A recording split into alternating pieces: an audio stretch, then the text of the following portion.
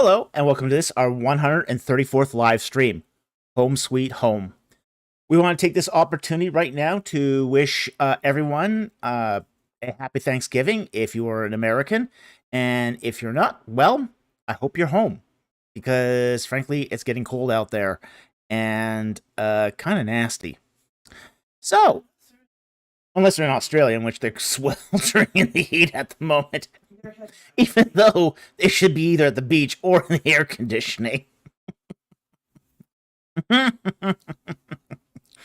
So, anyway, this is our weekly live stream where we take your questions on ancient Egypt and the Bible. And the rules are pretty much the same as always, which is if super chats have priority, no, there's no controversy there, fortunately. But we do take non-super chats as well, in which case we ask that for a non-super chat, you put a Q and a colon in front of your question. That's really important. If you don't put that Q and the colon in, we think it's being directed at someone else and we just sort of gloss right over it. The second thing is only ask the question once. If the question is asked multiple times, we will consider it to be question spamming and it'll be disqualified for the live stream.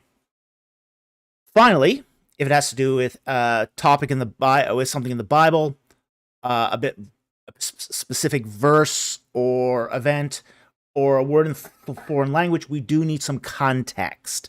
So in the case of a verse in the Bible, we need you to include the book of the Bible, the chapter and the verse. For something in a foreign language, we need you to say what language it's in and what you think the word means, just so we can narrow down the context. So with that said, let's get into the questions. And I want to just thank Jack Ray here on the outset here for sponsoring 20 free memberships. Thank you so much, Jack. Glad you could be here tonight and give to the community. We really appreciate it. Okay. Our first question of the night here. It's going to be from 501 Mobius. And he asks, if Ramses II, firstborn Amenhotep, died in 1254 BC, why isn't that the date of the Exodus? Great question. If the Merneptah Stela dated 1208 BC, it gives Israel 46 years to get from Egypt to Canaan. Okay, well, what you have here is a difference in chronology. Okay, so if Ramses II came to the throne in 1279, then the death of Amenhotep in 1254 would be the date of the Exodus, or at least the approximate date, because that date is approximate anyway. But the most current chronologies today suggest that Ramses II came to the throne in 1288. And because of that, the date of the Exodus is pushed back slightly to around 1263. People rounded up to, say, 1265. And that's just because it's approximately the 25th year of Ramses II that Amenhotep died. Okay? So it's one of those matters where we don't have a firm date of his death, but we know it's after the 21st year of Ramses II, and say roughly around 40-ish years later. Our last written record of Amenhotep is in the 21st regnal year of Ramses II. So after that, he died. So, with that said, it all boils down to what's your starting chronology. 1254 is not a firm date. Okay, we're basically pegging it off of the death of Amenhotep, but the actual calendar year, absolute calendar year, is going to change depending on when you assume that Ramses II came to the throne. And as I said, the most current chronologies right now show that Ramses II came to the throne in 1288, not 1279. So, that said, Thank you very much for the question. I hope that helped, and great question.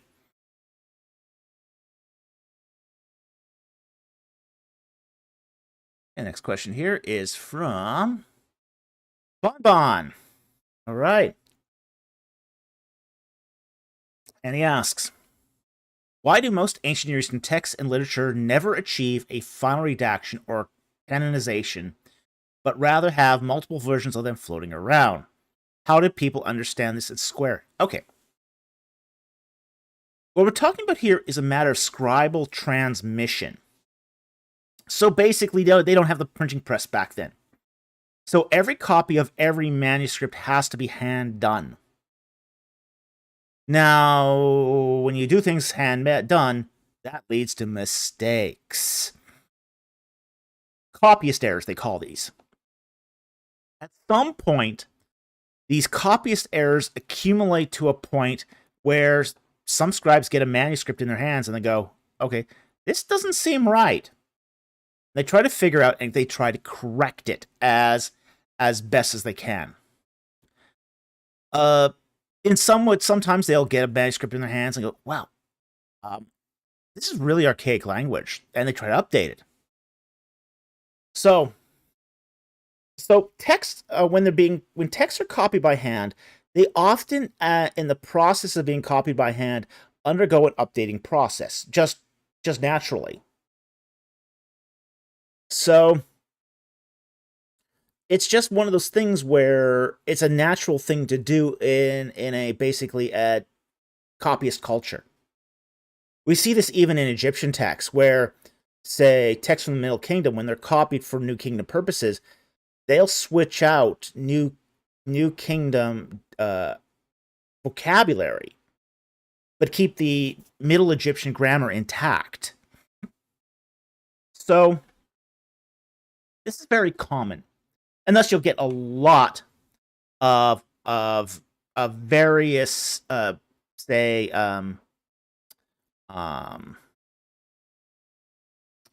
variants.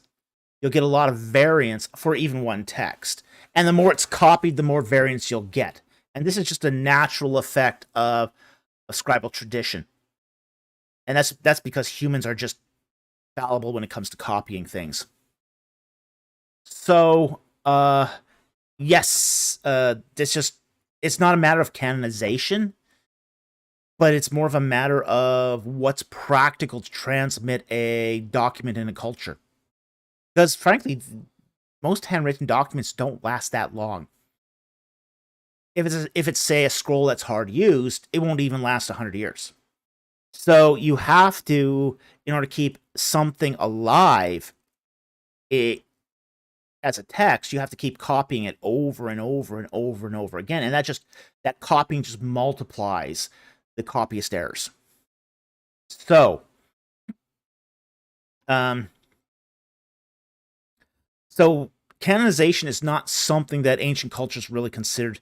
And it's, even though later on, by the time you get to, say, the 1st century, even while canonization applied to books, it didn't apply to specific manuscripts. It's really not until you start getting into the 10th century AD where the actual texts start to become canonized. So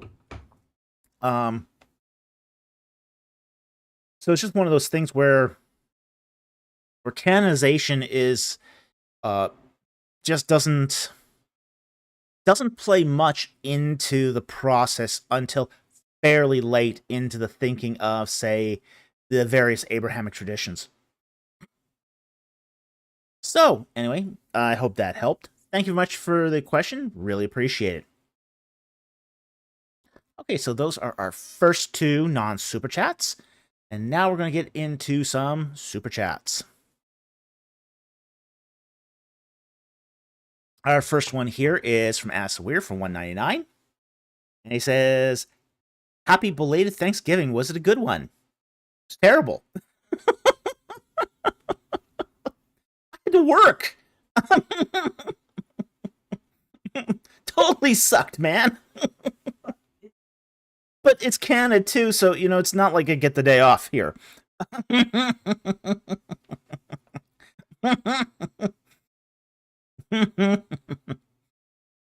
But anyway, thank you very much for that super chat. Very much appreciate it.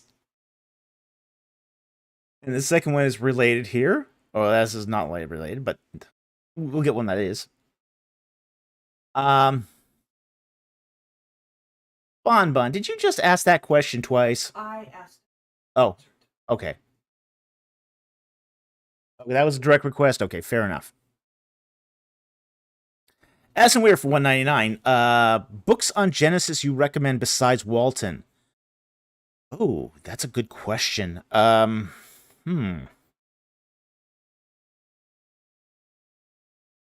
off the top of my head. I usually go to Walton for Genesis, honestly. You think of any books on Genesis you would recommend? I mean, I know we have some, but I haven't really read them that much. I've only sort of...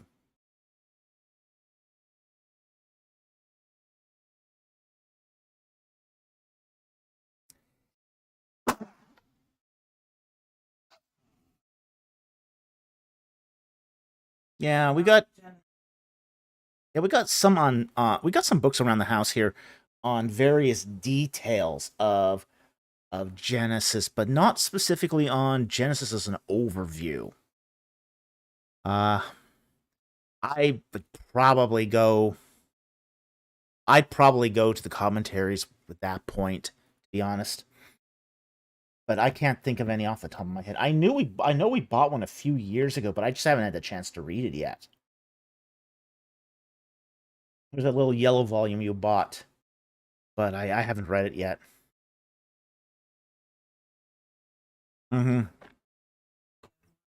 Yeah, there's that big one on theistic evolutionists and reasons to believe what is Adam. But no, I can't recommend one off the top of my head, just because it's not something I've really done. I mean, as I said, I go to Walton for most of this, so I just can't think of one at the moment. But anyway, thank you very much for the super chat. Very much appreciated. Sorry I couldn't be more helpful here. Okay, next one here. Top here. Addison Weir for $4.99. Thank you for the super chat. Does Walton overstate his case regarding ancient Near Eastern beliefs concerns regarding material functional origins? That's tough to say. It depends on what way you mean overstate the case. So, generally, I don't think he overstates the case. But, Genesis is... Origins is very complicated anyway. So, there's going to be various views on Origins and the significance of Genesis anyway. So, given that, it's hard to imagine that one book and one writer can cover it all. I think I've stated this on the channel before. You could make an entire career on the first 3 books of Genesis, just from a scholarly point of view. So, given that there's so much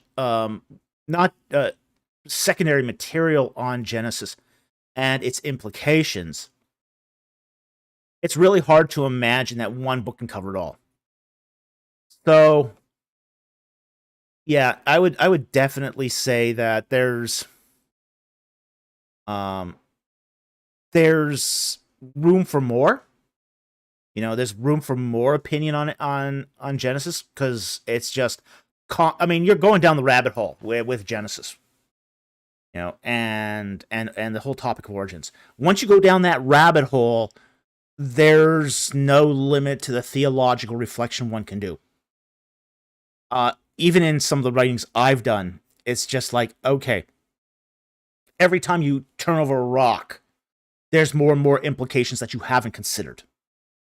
And once you start going down that rabbit trail of um, of implications, then you start seeing how truly complicated Genesis becomes, especially when you start looking into aspects such as morality, audiophron, what's death, what's life. There's, yeah, exactly. Yeah, my producer just laughed her head off when I just said that. It's like,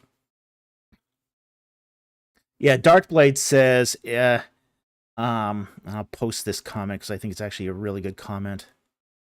Opinion: truly understanding everything about Genesis is likely to require being a jack of all trades and master of most. Yeah, pretty much. It's really gets really complicated really fast. And even the most minute verse and stuff you would even sort of not even think of talking about in Genesis suddenly magnifies into this huge quagmire of related literature and opinion and all of that, and it's just it gets really complicated. Even as I say, the most mundane things in Genesis can explode into large chapters of discourse. So Genesis is complicated. It's really complicated. So there's nobody who's going to be able to cover it all. And if you can't cover it all, then at some point you're going to overstate your case. And I think that's just sort of the occupational hazard of doing work in Origins. It's just an occupational hazard, and you can't avoid it. So it wouldn't surprise me if Walton at some point does this. I mean, anyone who does any work in this is going to do this. It's just going to happen eventually. So that's weird. It's complicated, despite what Ken Ham wants you to believe. Yeah, that's about it. Yeah, it's really complicated. And if anyone does not see the complexity of the first 3 chapters of Genesis, he's incompetent to be doing it. It's just really complex. So, anyway, I think that answers that question. Thank you, Addison, for that super chat. We really appreciate it, and we hope that helped.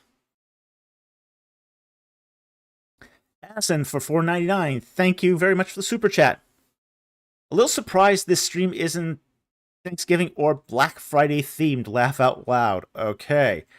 2 reasons why it's not. First reason, I had to work on Thanksgiving. And I had to work on Thanksgiving because I'm not a U.S. citizen. I'm a Canadian. Okay? Second of all, I work in retail. Black Friday is a real sore point for me.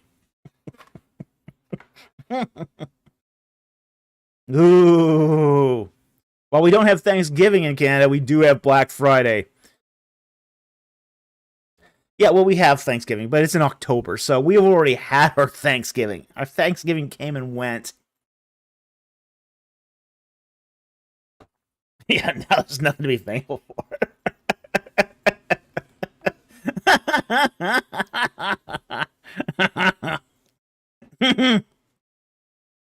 Oh, it was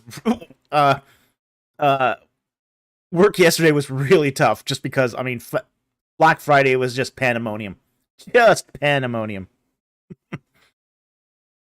So, I'm glad I wasn't at work today, however, but yesterday was pretty awful. Pretty awful. So, I didn't want to carry that over into the live stream, just saying. Okay? Post-traumatic stress disorder. So anyway, thank you very much for the super chat. Very much appreciated, and that's why it was not themed such. Okay. Andrew Tinsley for $4.99. Thank you very much for the super chat. Very much appreciated. And he asks, Why do you think there are more stories of Christian biblical scholars losing their faith, for example, Bart Ehrman, than secular scholars coming to faith? Well, okay, there's a couple things going on here. And there's an actual sort of interesting twist to all of this. You don't actually see a lot of Christian biblical scholars losing their faith. What you see is a lot of Christian biblical students losing their faith prior to becoming scholars. Okay? Here's one of the things about Bart Ehrman, is Bart Ehrman had actually lost his faith in the process of him earning his PhD. Okay? And you see this a lot. It's the pedagogical system that's designed to deconvert people. Okay? You saw this with Josh Bowen too. You know, he had already deconverted prior to his entry into the PhD program. So we don't see so many Christian biblical scholars deconvert once they become Christian biblical scholars. It's very few. It's only a handful. On the other hand, too, you don't see so many secular students become Christians on the way to becoming scholars, but it also happens as well. It just does seem that there is a point where, like, for example, David Wood is a perfect example of this. A guy who came to Christ as a student and then went on to earn his PhD. Okay? So so it doesn't seem so much that scholars are shifting their opinion once they become scholars. It's more that as students, they deconvert or convert along the way. So in most cases, for example, and some of this comes from at the point because this is when, say, students are the most vulnerable and most impressionable is during their college years, as far as when they're most open to changing their opinions, who they're going to associate with, what ideas they want to associate with, what lifestyles they want to live. This happens generally in a person's, say, early to mid-20s. So that's where you're going to get the most dramatic shifts in belief.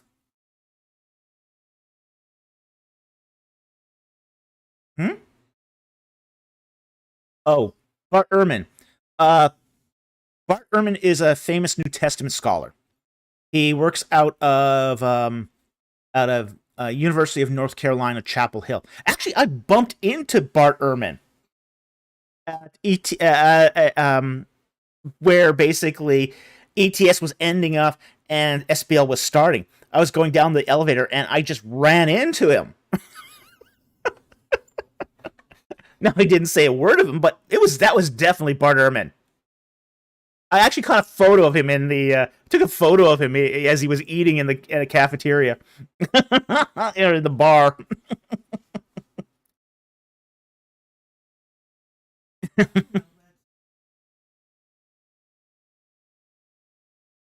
Yeah, well, it's very true though that, as my producer just pointed out here, that a lot of biblical studies people are now, say, secular or atheist. They make up the majority of those particular institutions. So,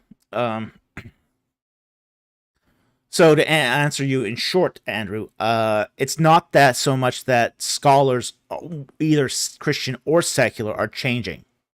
It's more that as students, they've changed prior to basically the finishing process of becoming a scholar. So that's typically what we see. So, anyway, thank you very much for that super chat. Very much appreciate it, and I hope that helped.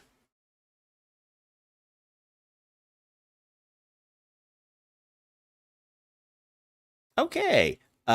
Gregor Gregorus Magnus for $10. Thank you for that super chat. How should Jude's use of non-canonical sources, the Assumption of Moses and First Enoch, be understood? Is he asserting historicity of verses 9, 14 to 15, or is he just using common tradition to make a point? Okay. Now, he's quoting it as support, but he's not actually... Okay, first of all, we have to make something clear here. He's not using those sources to imply that they are canon, okay, or that they're scripture. Well, the same way Paul uses epitectus, okay, or the Greek philosophers. Paul's not saying that those Greek philosophers are inspired, at least not in the biblical sense of inspiration. But Paul is adding to his argument by taking something out of the culture that's understood by the culture to support what he's saying and directing that saying back to the culture. Jude's doing the exact same thing. Jude's not saying that these are inspired texts. What he's doing is he's basically taking something that's floating around the culture, that people understand within the culture, and basically saying, okay, this adds support to what I'm telling you, and he's directing it back at the reader. So, he's not necessarily asserting its historicity. He's not necessarily asserting it as being a inspired source, but it's just being used to back up what he's saying. So, he's making a point. That's what he's trying to do. He's making a point. And the fact is that verses 9, 14 to 15 are kind of misunderstood anyway, and that doesn't help, especially today, because it's not quite a proper, say, selection from First Enoch, because Enoch goes well beyond what even Jude is saying there, okay? So we got to be very, very careful when we compare First Enoch to Jude anyway. So we just, as I say, we got to be careful with this, because, say, Jude is not saying that these are inspired texts and they should be gleaned for more information. He's just taking a selection to make a specific, fine, nuanced point. And if you go beyond that fine, nuanced point, you can get into trouble really easily. Okay? It's like, for example, a lot of people take that passage from First Enoch and then basically try to make the case that, oh, Jude is saying that the angels had conjugal relations with men and women and had the Nephilim. Well, First Enoch might be saying that, but Jude isn't. So you gotta be really, really careful when you take some of these extra biblical sources and try to glean more information from them. I see this happening all the time, because that's not the point Jude is making if you examine the structure of the Greek text in Jude. Jude is basically saying that, say, the angels didn't keep to their proper domains. They just more or less sort of felt, abandoned their domains. They're in rebellion. And that's the limited, sort of nuanced, fine point Jude is driving at here. So, here's where sort of the balance lies. Okay, that Jude's use of non-canonical sources is to prove a specific point. Anything beyond that is going to lead you into error. So, and Jude is not, again, saying that these are inspired, but they are useful for helping him make his point. So anyway, I hope that helps. Thank you very much for the super chat. Very much appreciate it. Okay, the next super chat here is from Gregorius Magnus for $5. Thank you very much for the super chat. How should Genesis 6:1-4 be interpreted? Very carefully. Does the relative clause in 6:4 refer to those days or afterwards? Did the Nephilim come from the sons of God? Okay, let's bring up the text and let's read it. And we'll take a look at it. All right. And the text reads, "Now it came about when men began to multiply on the face of the earth, then daughters were born to them. That the sons of God saw that the daughters of men were beautiful, and they took wives for themselves whomever they chose. My spirit shall not strive with men forever, because he is also flesh. Nevertheless, his days shall be 120 years." Excuse me. "The Nephilim were on the earth in those days, and also after, when the sons of God came to the daughters of men, and they bore children to them. Those were the mighty men who were of old, men of renown." Okay. Now, I think you're talking about those days in chapter 4. Okay, so I'm just going to take a brief look at the Hebrew here. Okay, and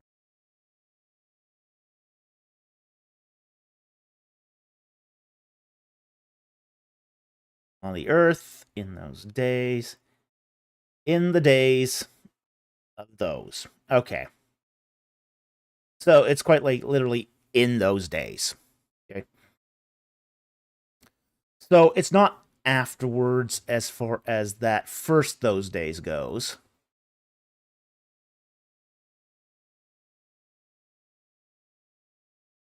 And also afterward. So let's take a look at that afterward too.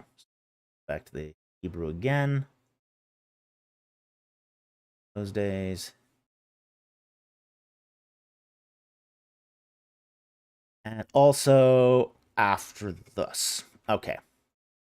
So the text literally says there, and I'll just highlight that, the Hebrew here, just for the... so it says, in those days, and also after thus. Okay?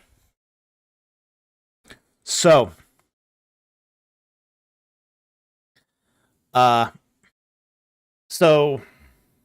the relative, there's a relative clause that comes after, but this is actually a prepositional phrase. This is actually a prepositional phrase, not a relative clause. So we got to be careful about that as well. Okay? So it's not a relative clause, it's a prepositional phrase, and it occurs, say, after the after its antecedent of the Nephilim were on the earth. Okay? So that's what's going on as far as your second question here. Now, matter of interpretation here. This is one of the most debated subjects in the whole book of Genesis. And you're going to get a variety of views on this. And basically, you're going to get people who say, okay, these are the sons of gods are angels, the divine council that basically had relations with women who, had intercourse and produced the Nephilim as sort of these weird half angel, half spirit being, half human monsters, or lack of a better term. Okay, I don't hold that view. Other people will basically say you had two lines of, say, the line, we'll assign the sons of God to the holy line of Seth, or sorry, not Seth. Yeah, and the daughters of men to the unholy line of Cain. Okay, then that was probably the preeminent view in the 20th century. That was probably the most common view in the 20th century. I hold to a different view altogether. I think this is a cult. There's a cultic view here. Now, that would make sense given the whole cultic views we've seen so far, from going from, say, Genesis 1 to Genesis 11. All of that is cultic literature. All of it. So I would also place Genesis 6 because it's in that sort of, say, framework of 1 to 11 as part of cultic literature. And being that it's part of cultic literature, what I think this is talking about is two castes of priests. Because one of the euphemisms that you find for a priest in the ancient Near East is son of a god, like son of Ishtar, the sons of Ishtar, the son of Re. These are common affectations for priests in the ancient Near East. So when we see something like the sons of God, that is highly likely to be an affectation for a caste of priests. But we also get the reverse too, where there's daughters as well. Like, for example, the daughters of Hathor is a caste of priestesses in Egypt.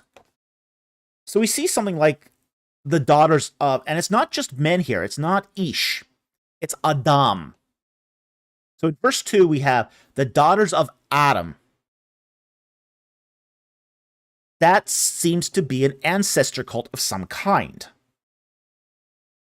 So we got two lines of priests, both going off the rails here. So when you take this from a more cultic perspective, the sons of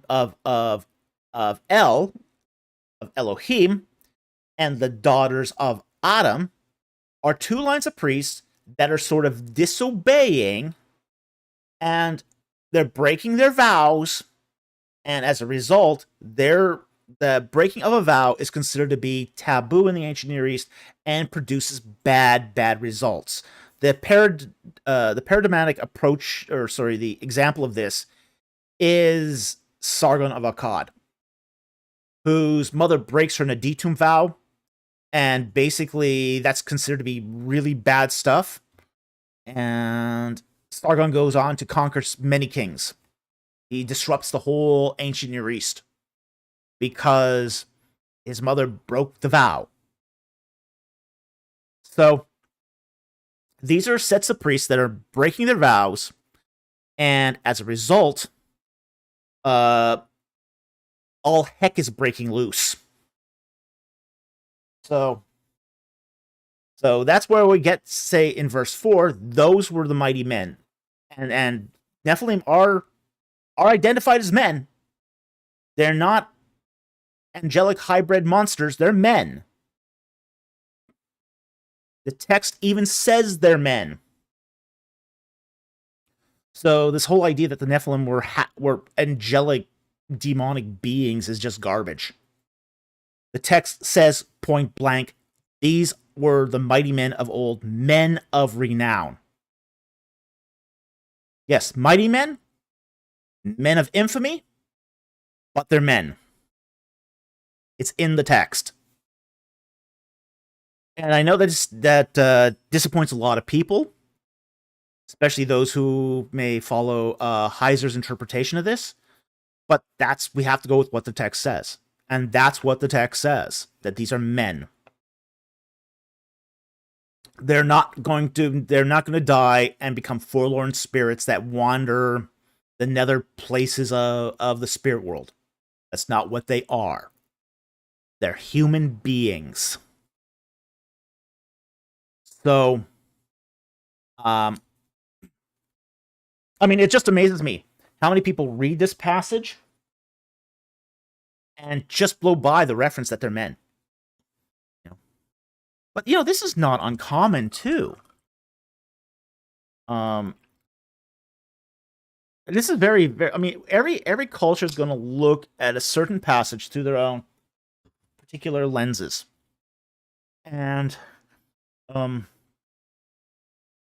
there was, like for the example, there's an example that I read recently on the prodigal son, where, if you get a Westerner to recount the passage of the prodigal son, the one detail that's almost always admitted is the fact that there was a famine that causes the prodigal son to return to his father. In most, say, third world cultures, they almost always include the famine when they recount the tale.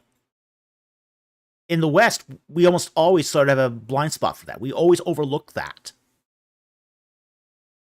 So it becomes a matter of, okay, what sort of the mindset are we using when we approach these texts? And I think that's really, really important. When we look at, say, something like this passage, Genesis 6:1-4, we tend to stop reading right in the middle of verse 4.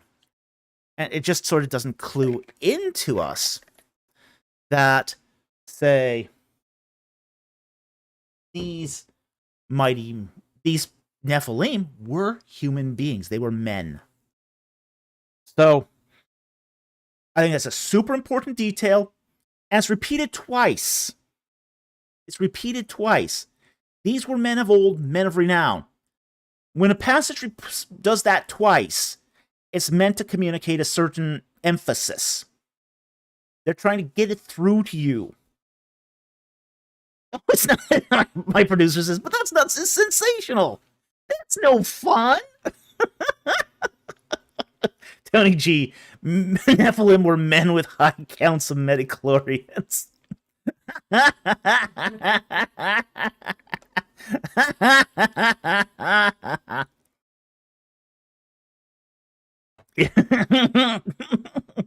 May the force be with you, Tony G.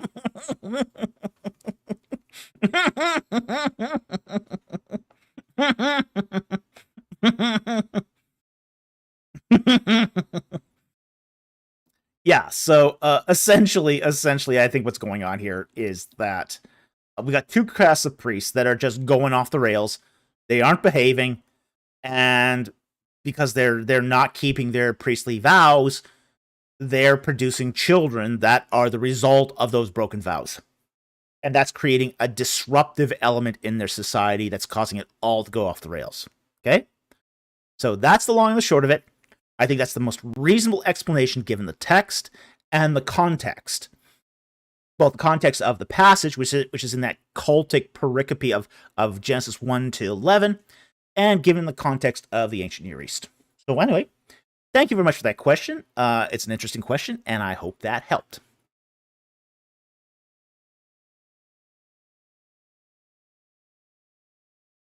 Okay.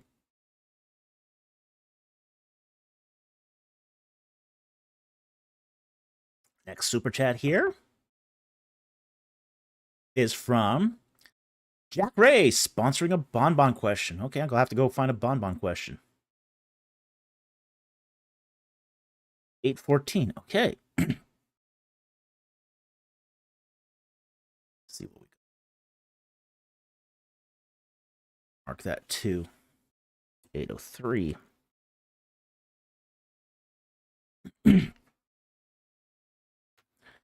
Okay, bonbon victory. He has one at 804. What'd you say? I saw one at 804.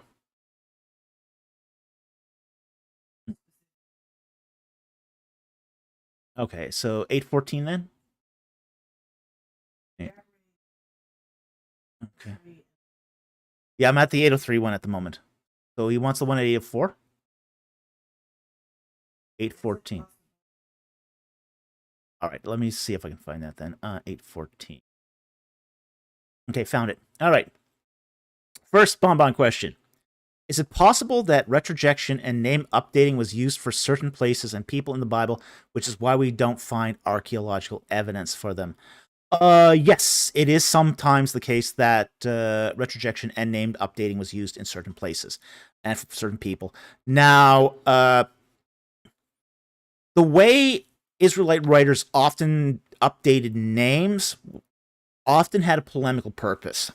Let me give you an example of this, which is Nabal, the guy that refused to give King David food and drink for him and his men. Nobody names their kid Nabal. Nabal means fool.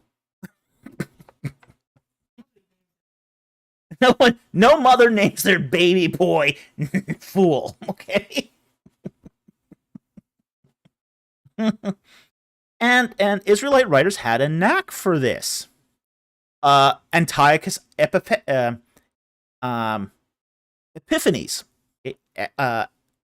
was which is Antiochus Epiphanes, was renamed by Jewish writers as Antiochus Epimanes, madman. Okay. The two children of Ruth that died in Moab. Okay, they were named something like sickness and misfortune. I mean, no mother names her kid sickness and misfortune. It's just, it's just, but it's meant to be polemical. It's meant to drive the narrative forward. So they just tweak the name slightly to make a polemical point. Now, sometimes these names were given during their lifetime and it stuck. Like when Gideon gets his nickname, Jerubbaal. May Baal will contend with him. Baal will deal with him. Okay? Yeah, Jerubbaal. Yeah, exactly. Baal will deal with him. Now, that one's not so much polemical, but it is a nickname. But there are polemical names that are changed by the Hebrew writer for a specific point. Nabal's one of them. The children of Ruth are another example of this. So we wouldn't expect to find archaeological evidence of them anyway. So now, as far as the retrojection of place names, name updating would have been done to a certain extent to when a text was written, and this is normal for any writing in any civilization. Retrojection is a common literary device. We do it all the time. Like, for example, when we say Queen Elizabeth II was a car mechanic in World War II. She wasn't the queen and at the time repairing cars. She was Princess Elizabeth. Her title is retrojected to express the honor she had gotten at a later point in time. Very common to do this. And, we also do this when cities are, renamed. We use the current naming. We don't use the naming of the past. This is why we find, certain cities have, scribal gloss or explanatory glosses that show that the name has been changed. Another example, for example, Genesis 28:19, where it says, "And he called the place Bethel. However, previously the name of the city had been Luz." Okay. So we do find that when, retrojection is done, like, for example, in Genesis 28, there's often a note made of it. Not always, mind you, but it's often a note is often made, so that it'll help the reader to figure that out. So, but then again, too, we understand that places do change their names over time. And sometimes it's in subtle ways, sometimes it's in very, very dramatic ways. So this is not at all uncommon, but we can generally figure it out most of the time. So there's very few of these retrojections that leave us in any sort of mystery. But we might not find the place names for a variety of reasons. Okay, so like, for example, Jericho. Jericho underwent a few name changes. The Egyptians called it something that was very different from what it was called in, the Hebrew writing. But at the same time, too, we still don't find much evidence of that earlier name in variety of texts. So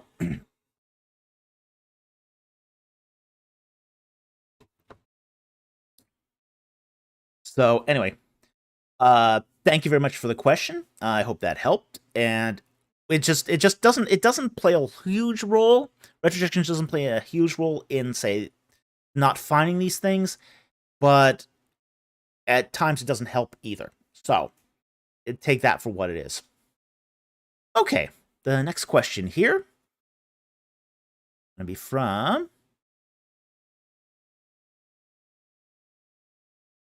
803 is another Bonbon question from Jack Ray.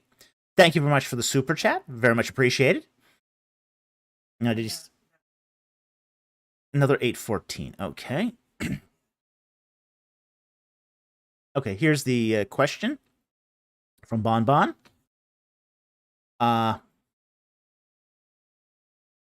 Please don't pronounce the name if you read the question. Okay.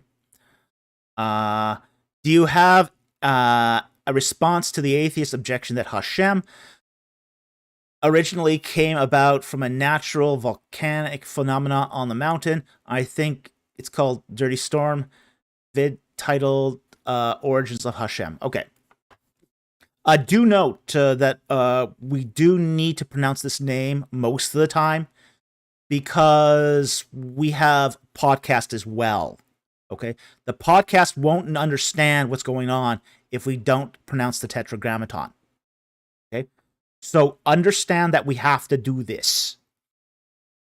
So out of deference for you, this one time, we won't pronounce the Tetragrammaton, but normally we have to do this because otherwise our podcast listeners will not know what's going on. It's not being disrespectful, but we have two kinds of people listening. People who have the benefit of being able to see the video, and for them, it's not a problem. But for the people who don't have the video, it's going to be a problem. So we are generally going to need to pronounce the Tetragrammaton. So that's just the problem of having, say, two kinds of media and translating it. So anyway, let's get to your question. I think, okay, first of all, I have a couple thoughts on this theory. First of all, there's an absence of evidence here. We just don't know, okay, what the origin of the god that's represented by the Tetragrammaton comes from. Okay, we just don't know. Okay, there's various hypotheses, and for example, the Kenite hypothesis that this is a Midianite god, and I think that actually has some pretty good legs, but that's more based upon the biblical text than anything else. But is it a volcanic deity? The problem is going to come here is where you're going to find the volcano. That's going to be an issue. That's going to be a real issue.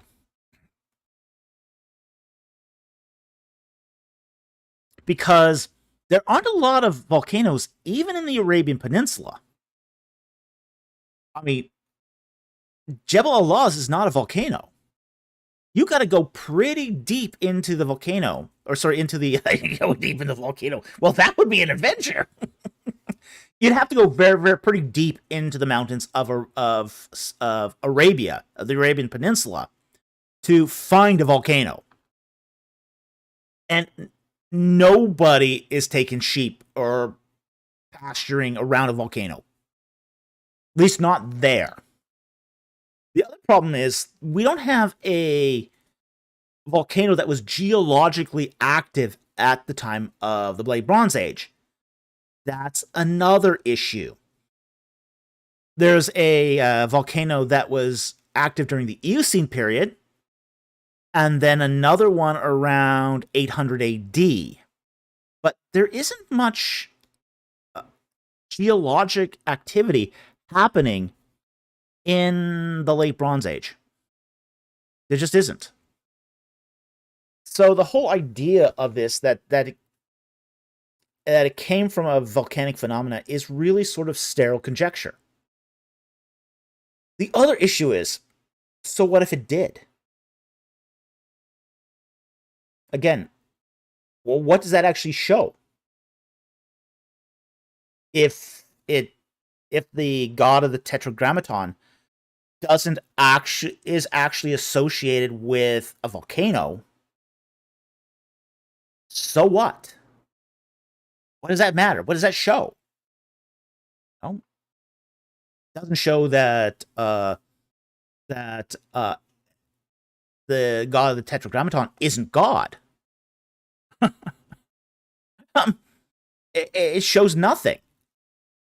No, so it's like, okay, even if what they said was true, it's a so what?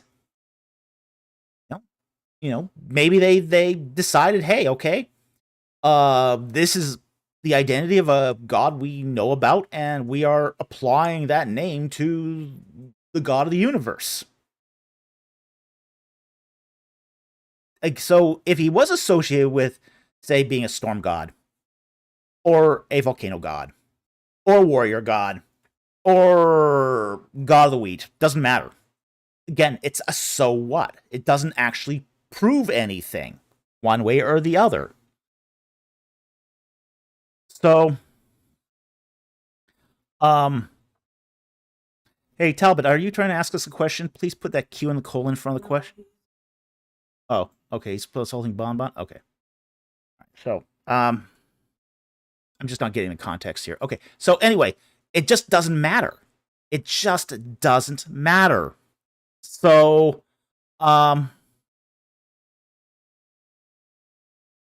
so overall, I would just say that, yeah, it could be, but again, we have no evidence for it. We have no evidence for it. Why are we going there? And then you got to sort of prove that you have an active volcano in an area where the Midianites would have been. It's going to be challenging in the late Bronze Age. And then finally, even if it's true, it doesn't actually prove anything. So, anyway, I hope that answered your question. Thank you, Jack Ray, for sponsoring that question. We really appreciate it, and I hope that helped. Okay, next question. Next super chat here.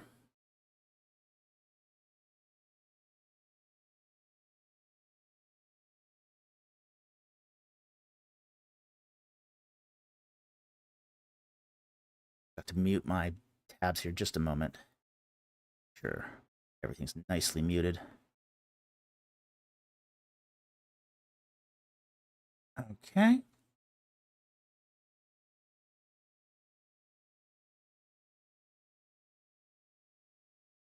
Okay. Yep. Okay, and looking up here stuff. Second here.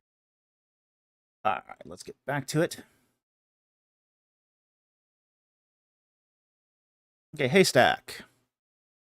For $4.99, thank you very much for the super chat. I asked a question earlier, but I wanted to send my first super chat. Well, thank you very much for the super chat. We really appreciate it. There was a question earlier from Haystack. Did you see that? Let me see if I can find it here.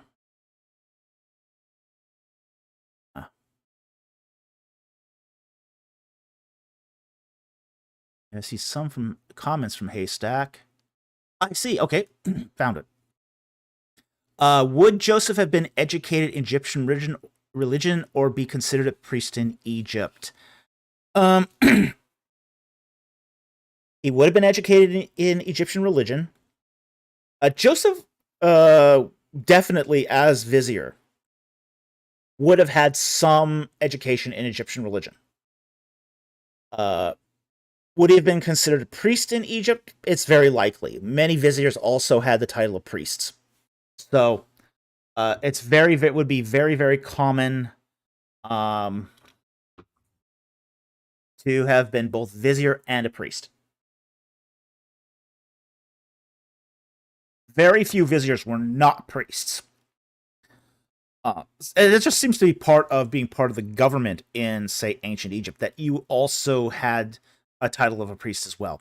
So in ancient Egypt, people collected titles, kind of like we collect hockey cards or badges. It's just, it was part of your enhancement of the afterlife. The more titles you had, the more important you were the better your afterlife would be.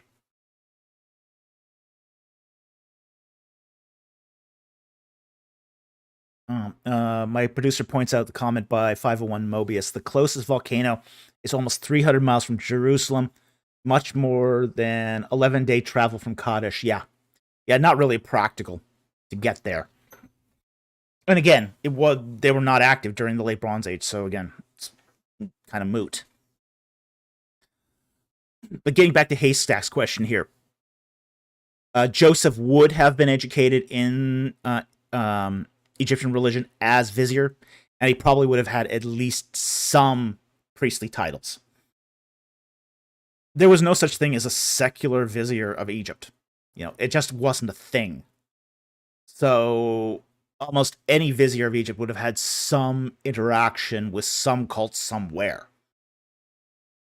So we don't know exactly what cults he would have been involved in, but he would have had some involvement in some aspect of Egyptian religion, even if it was only to hold the title of a priest. Even if he never did any rituals himself, he would have had a title of a priest at the very minimum. So, anyway, thank you very much for the question. Very much appreciate it, and I hope that helped.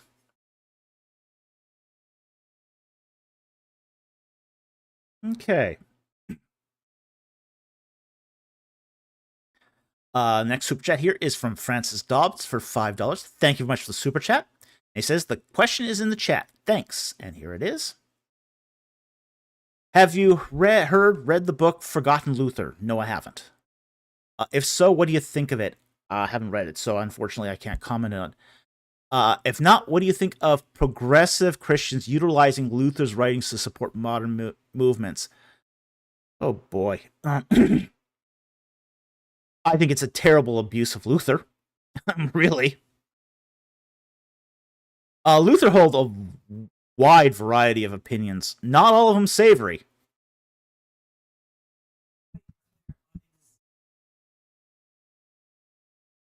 Oh yeah, he was very clear often about what he meant and why he meant it.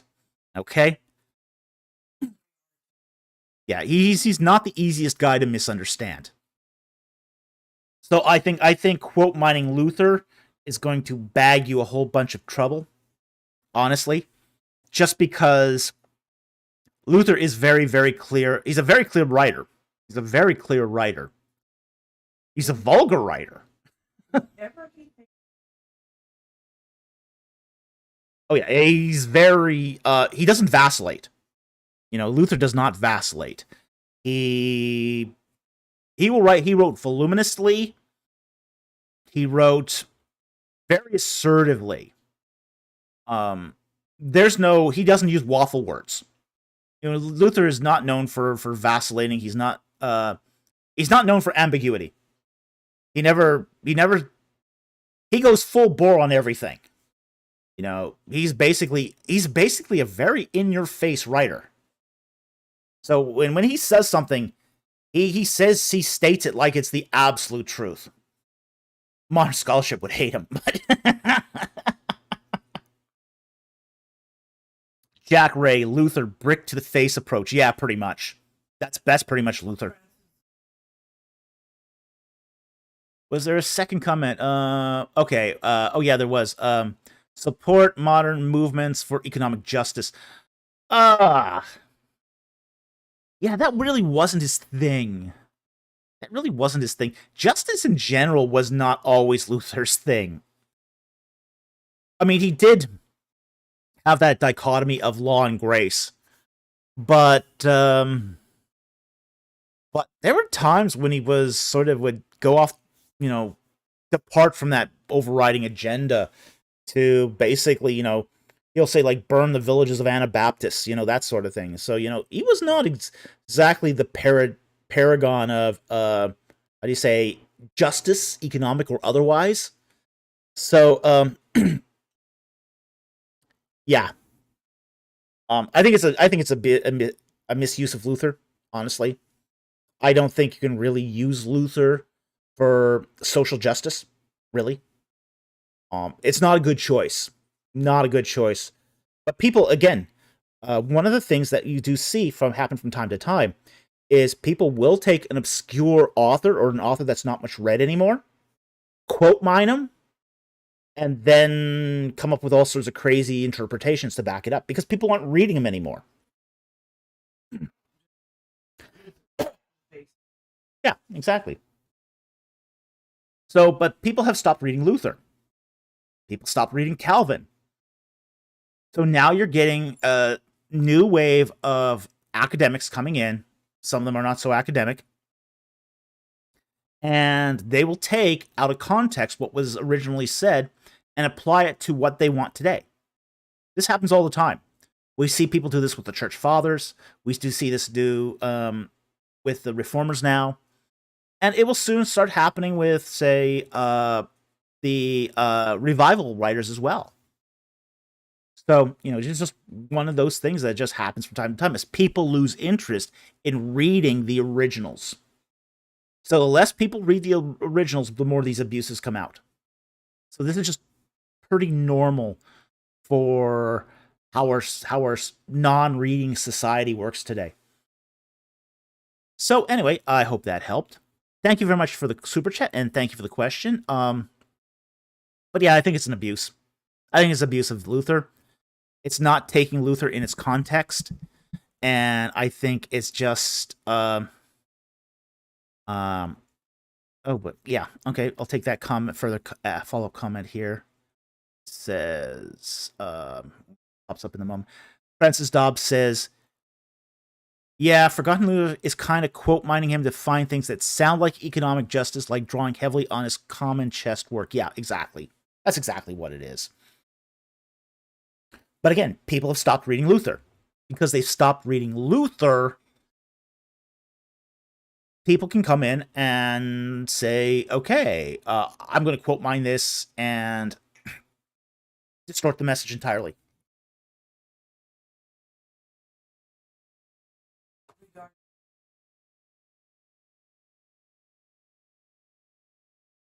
Mm. Yeah. Yeah.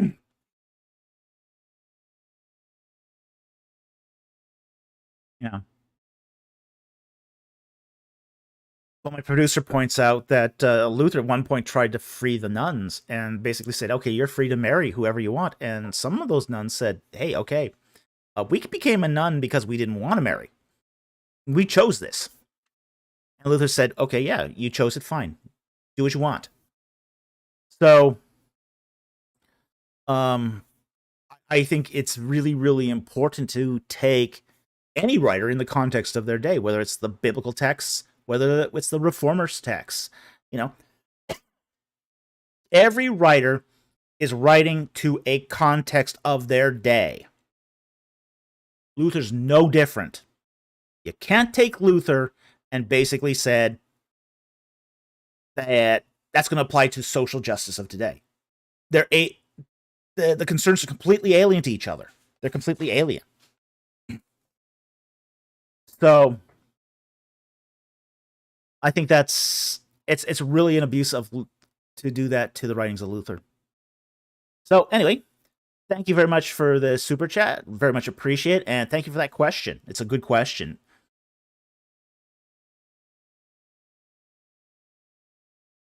Okay.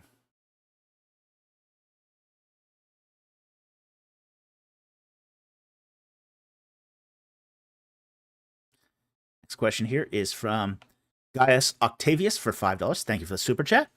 Given what had happened during his father's reign, why was Merneptah not hesitant to attack Israel? Oh, that's easy. Okay. Merneptah didn't actually go into Canaan to attack Israel. They went into Canaan to attack Gezer. That was the objective. The Canaanite king of Gezer had basically stopped paying tribute. They had basically thrown off Egyptian hegemony, and they started to attack other cities that were protected by Egypt. So Merneptah sort of had to go in Merneptah's campaign was very narrow. It was very, very narrow. At least the scope of it. It wasn't like other campaigns into Canaan. Other campaigns into Canaan, like, for example, Shishak's. They go up the coastal plain, and they cross over into the Judean foothills, and then they try to make a sweep all around the territory. Merneptah didn't do that. Merneptah basically went up the coastal plain to the Shephelah, crossed over in the Jezreel Valley, and then went straight down the Shephelah. So he goes up the coastal plain, straight back down into Shephelah, and attacks Gezer. His campaign is very tightly focused on Gezer. Now, we can speculate as to why it was focused, but it wasn't a campaign all around the Levant. No, it's very tightly focused on one city. And when he talks about his attacks on the various, say, places in the Levant, it's not what you would expect for a broad campaign. He hits Canaan. He hits Gaza. Okay, he hits Gaza. He hits Ashkelon. So those are the Philistine coast cities on the coastal plain. Then he hits Gezer, and then he hits two tribal groups. He doesn't attack any other cities. So he's gonna attack the Hurrians, and he's gonna attack the Israelites. Okay, and I think those are more encounters of opportunity than anything else. So he's not going in there to attack Israelites. That just happened along the way. He's going in to attack Gezer. And that's his primary focus, is to attack Gezer. The rest of it is just sort of what happened as a secondary consequence of his campaign. So he had to attack. He had to conquer Gezer to sort of bring the situation back into control. The fact is that control doesn't last, honestly, because as soon as he leaves Gezer, the Israelites are still sort of they're at Shiloh at that point and divvying up the land. It takes them a long time. The Israelites a long time to say negotiate between all the tribes to apportion the land. So after that, that's sort of the final gasp of say Egyptian hegemony, more or less. We see one more campaign from Ramses IV and a minor incursion by Ramses VI, but really, with Ramses IV, they lose the hegemony altogether. So this is sort of the last gasp of Egyptian hegemony, is this campaign of Merneptah. And it's really just a holding action. It's just to keep the sort of other Canaanite cities in line, really. And just to, as I said, just to keep the upstart Canaanite kings from rebelling. It's really all it was. So they're not going after Israelites. That's not the purpose of this. They're not going to attack Israelites specifically. They're going to attack Gezer. So it's important to understand what the goals of Merneptah was when he encountered the Israelites. So again, it wasn't to attack Israel, and it wasn't even to attack the Hurrians. They were just peoples along the way that they encountered that, and basically had to give them a good beating. So anyway, so that's really what's going on there. It's not an attack against the Israelites. It's attack against Gezer. So anyway, thank you very much for the super chat. Very much appreciate it, and I hope that helped.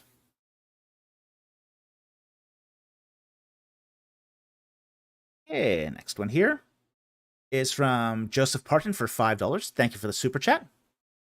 What are your thoughts on Jeremiah 46, 25 to 26? As I understand it, Babylon never conquered Israel. How should a believer interpret this prophecy? Okay. Pull up the passage here. Yeah. 6. 25. Bible here. Okay. The Lord of hosts, the God of Israel, says, Behold, I'm going to punish Ammon of Thebes and Pharaoh and Egypt along with her gods and her kings, even Pharaoh, those who trusted him. And I shall give them over to the power of those who are seeking their lives, even into the hand of Nebuchadnezzar, king of Babylon, into the hand of his officers. Afterwards, however, it will be inhabited as in the days of old, declares the Lord. Okay. Now, we don't have we don't have direct evidence of any sort of conquest of Egypt. What we have evidence of is a raid, essentially. And after the death of Gedaliah, governor of Jerusalem, the Israelites flee. At least those who were responsible for the assassination. They kidnap Jeremiah and they flee to Egypt. And some of them settle at Pelusium. Some of them settle at Aresh. Some of them go all the way down to Elephantine. So they spread out over Egypt. Now, it does appear that the Babylonians did make it to Aresh. Okay, so they did conquer Aresh. And that is considered Egypt at the time. And there's pretty good evidence to suggest that they also attacked Pelusium. Now, the rest of Egypt, that's a different matter. We do find something very interesting that is highly suggestive that they were in Egypt proper as well, which is that there seems to have been a looting of the temples right around the time of the Babylonians. Now, when the Assyrians conquered Egypt, they stole everything. Right? They stole everything. They looted every temple in Egypt. They were just absolutely pilfering scoundrels. Yeah, they were indiscriminate about what they stole. They stole the knobs and the doors. They stole the doors themselves. I mean, they stole everything. Okay. Almost immediately after the Assyrians were expelled, they started rebuilding everything. You know, they put new doors on. They put on new sacred barks, new shrines, made new gods. And then what we see is, after the Babylonians, there's another change. We see that the furniture changes once again. So, it does seem that somebody went in and stole the stuff again.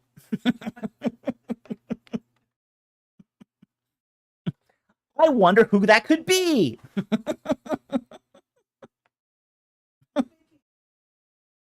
Yeah, my producer says it would make him hesitant to redecorate.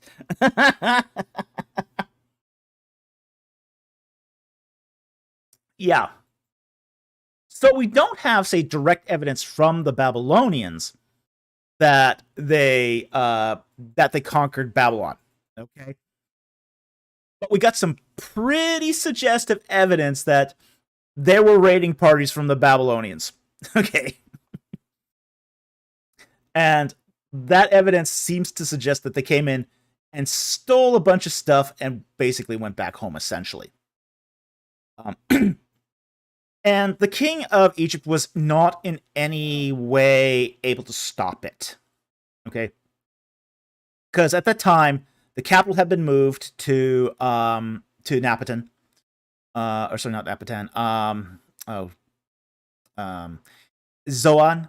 And they were basically the king of Egypt was hiding out in the Western Nile Delta at that time.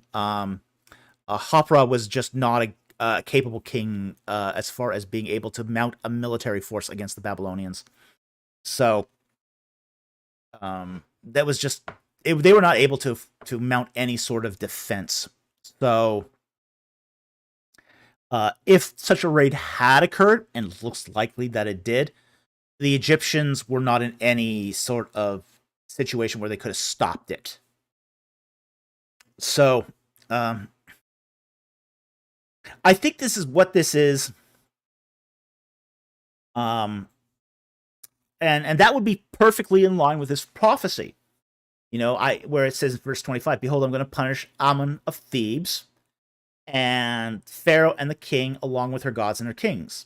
Okay, so I mean, if the gods are stolen again, if the furniture is stolen again, and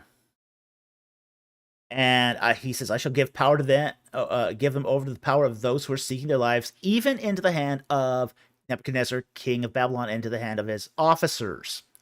All right, well, that's an up to the extent of. So if it's up to the extent of, may not be Nebuchadnezzar himself, but it certainly could be some of his raiding parties. So I think that's consistent with what we find with the evidence. So I wouldn't say this is a failed prophecy in any sense of the word term, even though Nebuchadnezzar himself never personally went to Egypt. I think his representatives were there. As I said, we know they clobbered Aresh. We know they attacked probably Pelusium. So just the rest of this is just stealing stuff. So anyway, that's probably the best as we can determine this at the moment. Again, Hopra's reign is not well documented anyway. So we only have one stele, and that just was found recently, like 2 years ago. I mean, that's our first evidence of Hofra, really. So, it's not a reign that's well documented anyway. So we have almost nothing from that period. The Babylonian period, we have almost nothing from Egypt. So anyway, I hope that helped. Thank you very much for the super chat, and very much appreciate it. Okay. PC618 for 199. Thank you for the super chat. Was Yahweh a low-level god before? Hard to say. Again, we don't have any idea of what Midianite religion looked like. We have no religious writings from that period or that time. We don't know what the status of Yahweh was. Put bluntly, we just don't know. So, again, the hypothesis of the origins of Yahweh remains speculative. You have the Kenite hypothesis, and then you got the northern Canaan hypothesis as well. I tend to lean towards the Kenite hypothesis. I think there's more textual evidence for that from biblical texts, but again, we can't be certain one way or the other. So, anyway, thank you very much for the super chat. Very much appreciate it, and I hope that helps.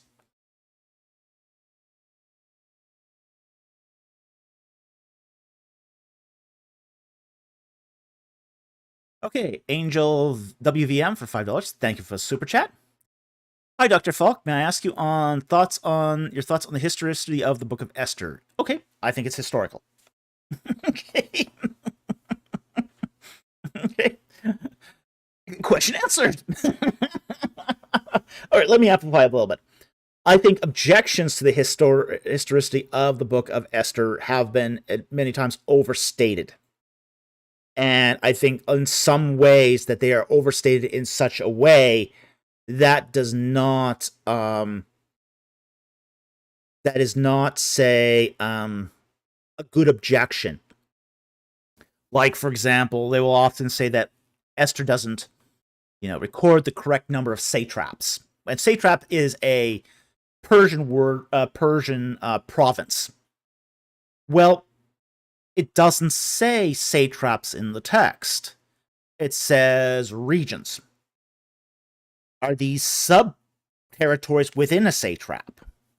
So, I think that much of the objections to the historicity of Esther is dubious.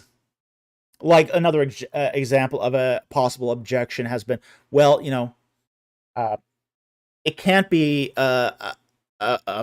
historical, because Mordecai is named after the god Marduk, and what Jew would name his kid after Marduk? Well, they're living in a Persian city. That wouldn't be necessarily a something that, after the Babylonian exile. The Babylonians worship Marduk. Christians in the in say second century Egypt still called their children after Egyptian gods. We have several Egyptian Christians who are named Horus, for example. So it's a name. It's a name, and these are names that do carry down over history, just because of where you happen to be living at the time. So, post-exilic Israelites living in Persia may still have the names of Babylonian deities. That's completely conceivable. So, again, these are some of the objections I've heard. I think a lot of them are dubious. I don't see any reason to doubt the historicity of the book. The idea that Esther could have been a minor queen of Artaxerxes or Xerxes, I don't think that's unreasonable either. Persian kings had many queens. No one's saying that Esther, the book of Esther isn't claiming that Esther's the great queen. Not claiming that at all. But there's nothing saying she couldn't have been a minor queen. Just one of those things. Because, again, yeah, you can be a favorite queen without being a great queen. And she wasn't necessarily favored. She couldn't just approach her husband in the throne room. It was possible that death was a possibility for her if she approached the throne without him extending the scepter. Perfectly reasonable to think that. She wasn't a great queen. She was a minor queen at best. So, it's, if you take it in its context, if you take the Book of Esther as it purports itself to be, then I don't have any problems with its historicity. And I think a lot of it, again, is when people don't read it with the context in mind and are importing their own ideas into Esther, that you start having troubles. And this is true of any book. Anytime you start taking your Western worldview and pour it into a biblical text or any text, you're going to have problems. And then, yeah, and as my producer says, added, then decry that the historicity doesn't meet your standards. I see this all the time. Like, for example, when talks about the conquest and how it talks about, I think it's the cities of the what's it called now, the of the Arnon that were conquered. Some people read that and say, well, we don't find huge cities in the Arnon. Well, doesn't say huge cities. A city can be anything from a little tiny village, an unwalled village, to a huge metropolis with walled cities and towers. Yeah, the town we went through that had 4 people in it, yeah, like that. So, yeah, it's just, we have words that separate, today in English, we have words that separate town, village, hamlet, city, metropolis. We have all that vocabulary. Well, Israelites didn't. They had one word for all of those. So, so we have to be very mindful of that we don't pour our expectations and our, say, vocabulary into an ancient text. So I'd say the same thing about Esther. We can't pour our vocabulary and our expectations and our Western eyes into the Book of Esther. Because if you do, yeah, you're going to doubt the historicity. because you've added a context that's not there to begin with. You add a different. So I think that's very, very important when we approach these texts that we do this using the expectations that would have been common back then, not common today. So anyway, thank you very much for the super chat. Very much appreciate it, and I hope that helps. PC18 asks for $1.99. Thank you for the super chat. What city is safe to travel in Egypt today? Actually, a fair number of them. Egypt is a relatively safe place to travel. Now, with that said, there are definitely places to stay the heck out of. Okay? Stay the heck out of the Sinai. Sinai is very dangerous. Very, very dangerous. That's where the Muslim Brotherhood's hanging out. That's where, say, Hamas is hanging out. Stay out of the Sinai. Stay out of the Western Desert. A lot of Muslim Brotherhood out there, too. Very, very dangerous place, the Western Desert. If you stay along the Nile, pretty safe. So, cities like Aswan, really safe. Great city, too.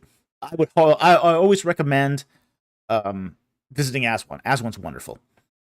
Luxor's great. Luxor's wonderful too. Visit Luxor. Also very safe.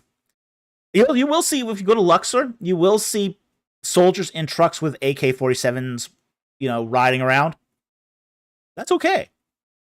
As long as they're not shooting them at you. They're there to shoot at the bad guys. So because you do have a lot of armed soldiers in these tourist destinations, they tend to be exceptionally safe. Okay? Cairo's very safe. Stay out of the dark alleys of Cairo, but other than that, Cairo's very safe. I would say that most of the major tourist destinations are very safe, and it's even safe to walk there at night. And I would recommend that for few places. Most of the crime in Egypt is geared towards stealing things, not physical violence. That's because if you get caught doing physical violence, it doesn't go well for you if you did it against a tourist.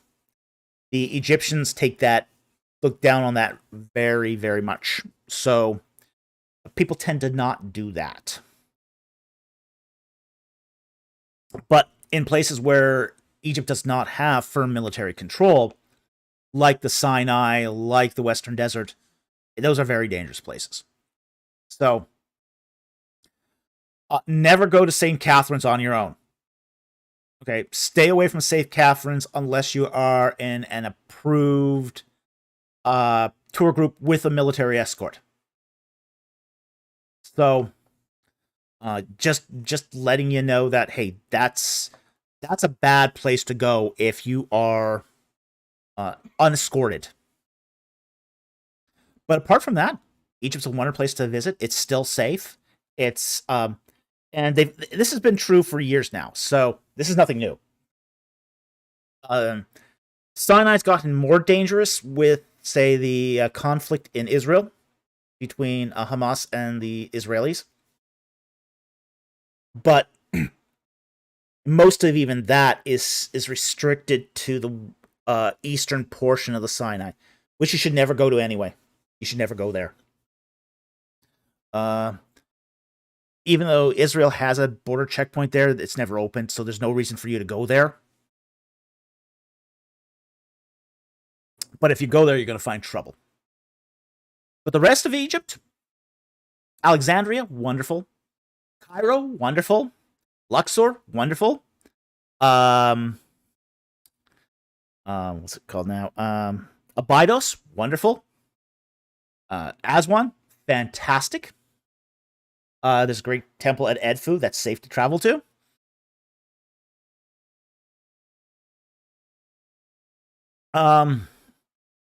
So there's a lot of excellent destinations in Egypt that are safe to travel. They're interesting.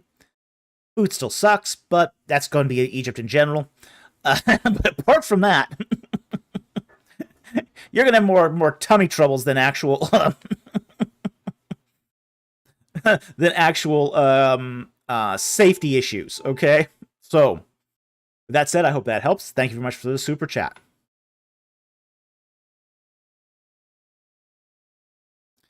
PC 618 for 199 again. Thank you very much for the super chat.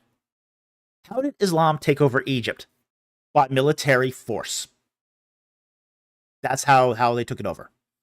In I think it's 633. Basically the Caliph conquered Egypt, and they did it by military force. There was not much elegance about it. They just marched in. They marched in. They took over the major cities like Memphis, like Alexandria, and they pretty much moved in, set up shop, and that was pretty much the end of it.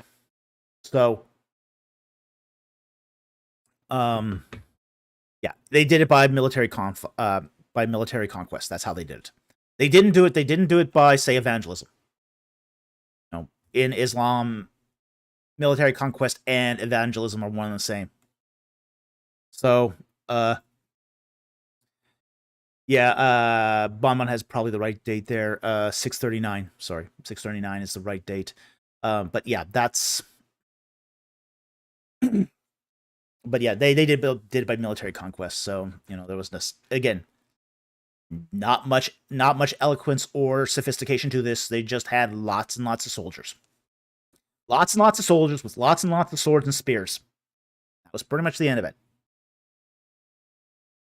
So anyway, thank you very much for this super chat. Very much appreciated, and I hope that helped.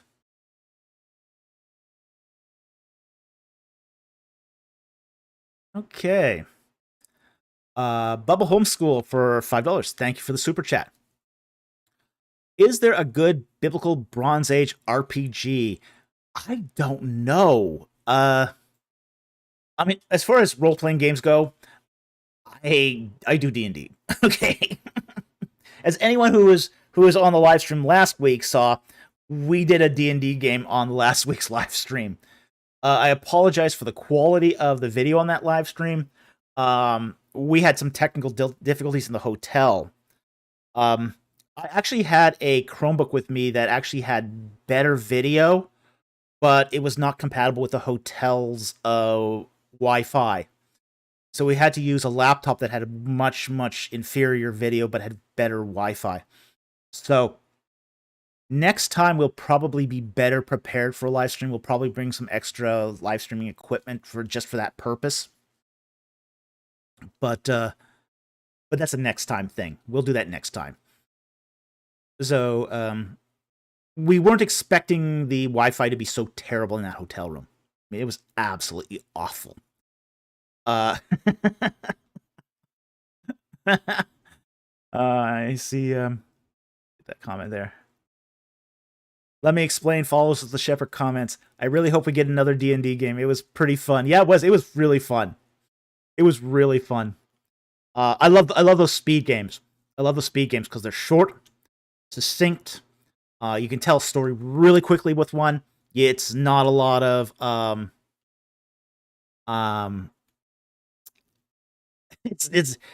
you do it really fast, and it just keeps the pace up, and it's super interesting. It's a super interesting way to play.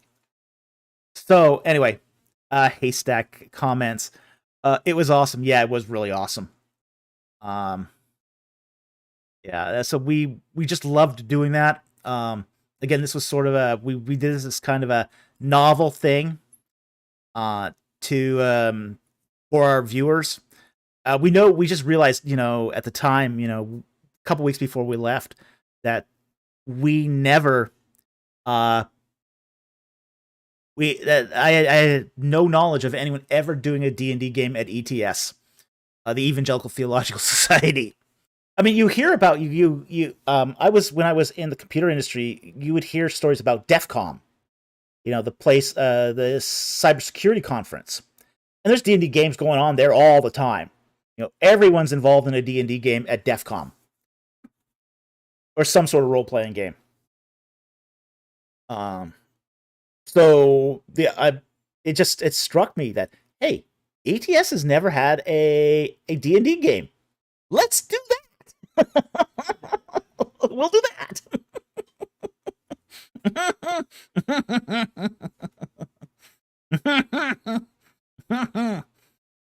Oh, I like that comment. Has it come up yet? Nope, not yet. Bubble Homeschool has a great comment here. Which I can see if I can see it here. There we go. Is that it? The timestamp on that. It's 9:43. 9:40. There we go. Okay. Oh, Homeschool says, why don't we all get together and make a D&D based Bible-based module series? Could be done. I'm not sure if I'm going to do it, but could be done. I can't see any reason why not. I mean, it'd be better than some of the other Bible-based video games out there, which are some pretty awful things. But hey, that's just part of it. Okay. So anyway, that was a blast to do. But to answer the original question here, I don't know of any good Bible-based RPG at the moment. Nothing I can recommend anyway. But, as, Bubble Homeschool said, hey, you could do a Bible-based role module, using the rules of, say, something like D&D. So you could actually do that. That would be something that would be theoretically possible. And, like the Campaign of David or the Invasion of Shishak or something like that. It's just, there are biblical episodes, basically you could go to war against the Philistines, see how role play that out. So there's a whole lot of various things that can go on at within a campaign that you could style using the Bible. Definitely, without any doubt about that. So anyway, thank you very much for this super chat. Very much appreciated. And fun question.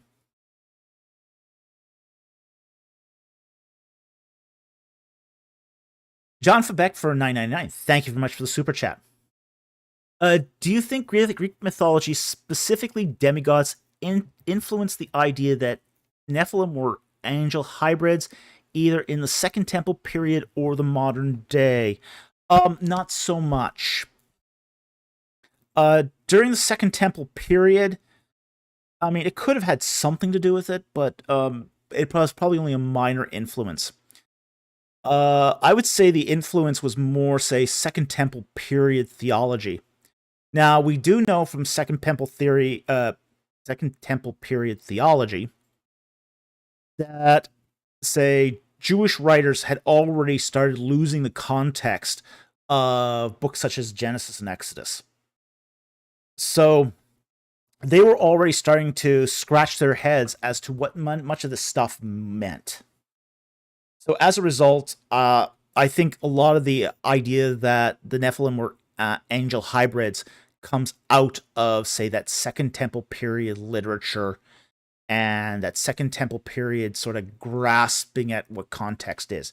I mean, we have to remember that by the Second Temple period, 1,000 years had already passed from Pentateuch to, say, the 2nd century, 3rd century BC. So there was a lot of speculation already happening during the Second Temple period. So, so I don't think the Greek mythology played a huge role in this, but definitely the Second Temple period speculations did. So, it was already a different theology than, say, even when you get to, say, the Iron Age. I mean, there was a vast difference between, say, First Temple period and Second Temple period literature. vast difference. And we do see that sort of angel hybrid theory come out of, say, that's those speculations in the Second Temple period. And you don't seem to find them, even though, say, the theology for the Council of Gods, per Michael Heiser, existed in the First Temple period. Again, this is one of those things. The Council of Gods things isn't Bronze Age. It's Iron Age. So when you get that Iron Age theology, and it's then passed on to the Second Temple period, it gets reinterpreted again. So, and this is where we get that resulting Nephilim angel hybrid theory.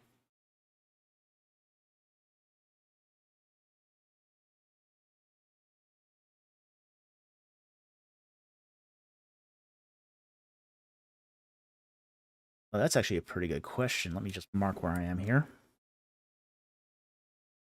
Okay.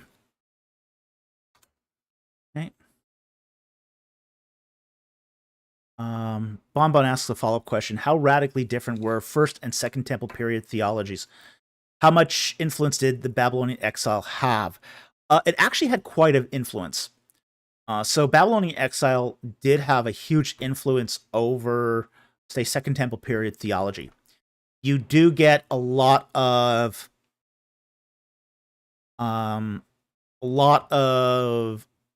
differences that resulted from the Babylonian exile. I mean, essentially, the Israelites are a changed people after the Babylonian exile.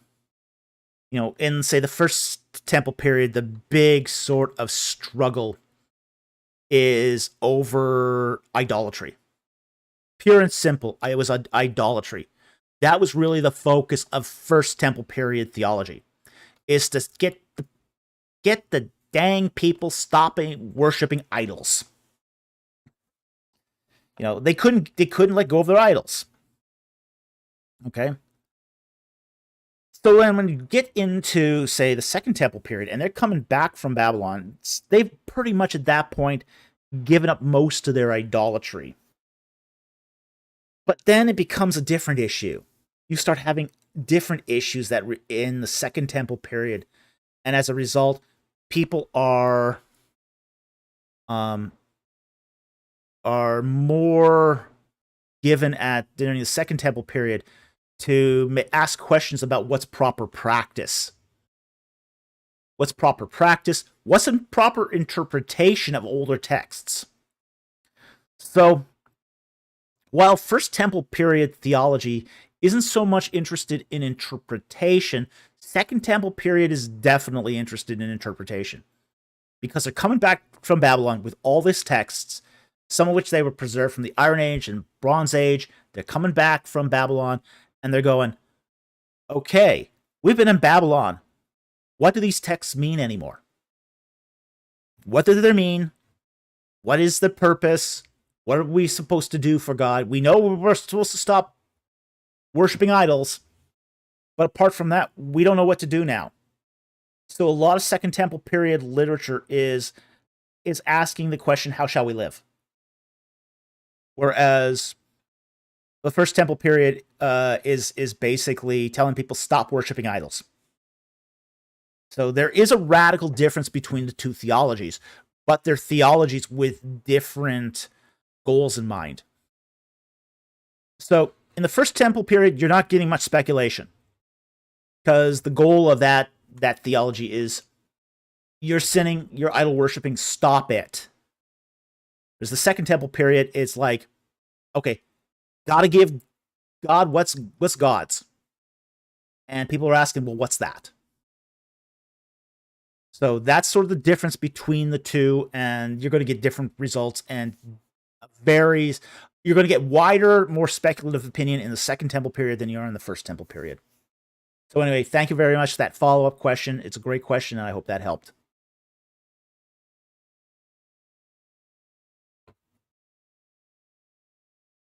Okay, next here. This is going back to 9/8/15. Okay.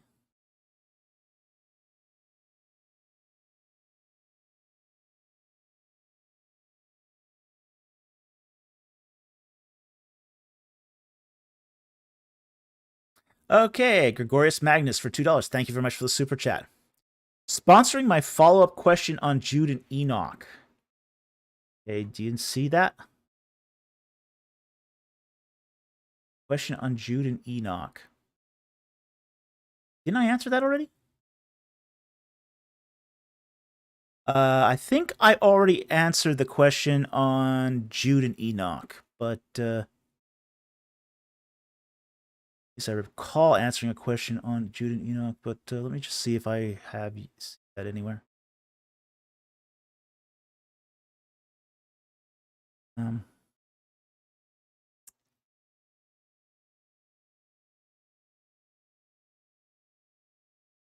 think I already answered that, but if I didn't answer your question, put it back in the live stream. You got permission to do it this time. So I can't seem to find the question that you're referring to here. So if we missed it, okay.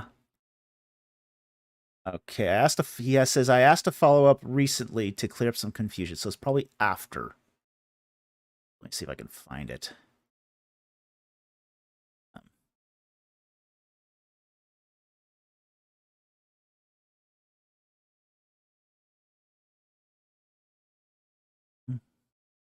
Okay, I see it. Okay.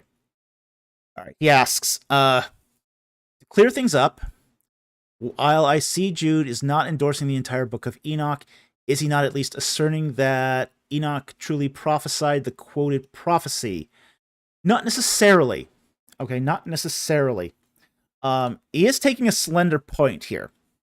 So, one of the things about say prophecy and all that, and the way that biblical writers quoted things, is they could quote things and repurpose them even though they're completely wrong.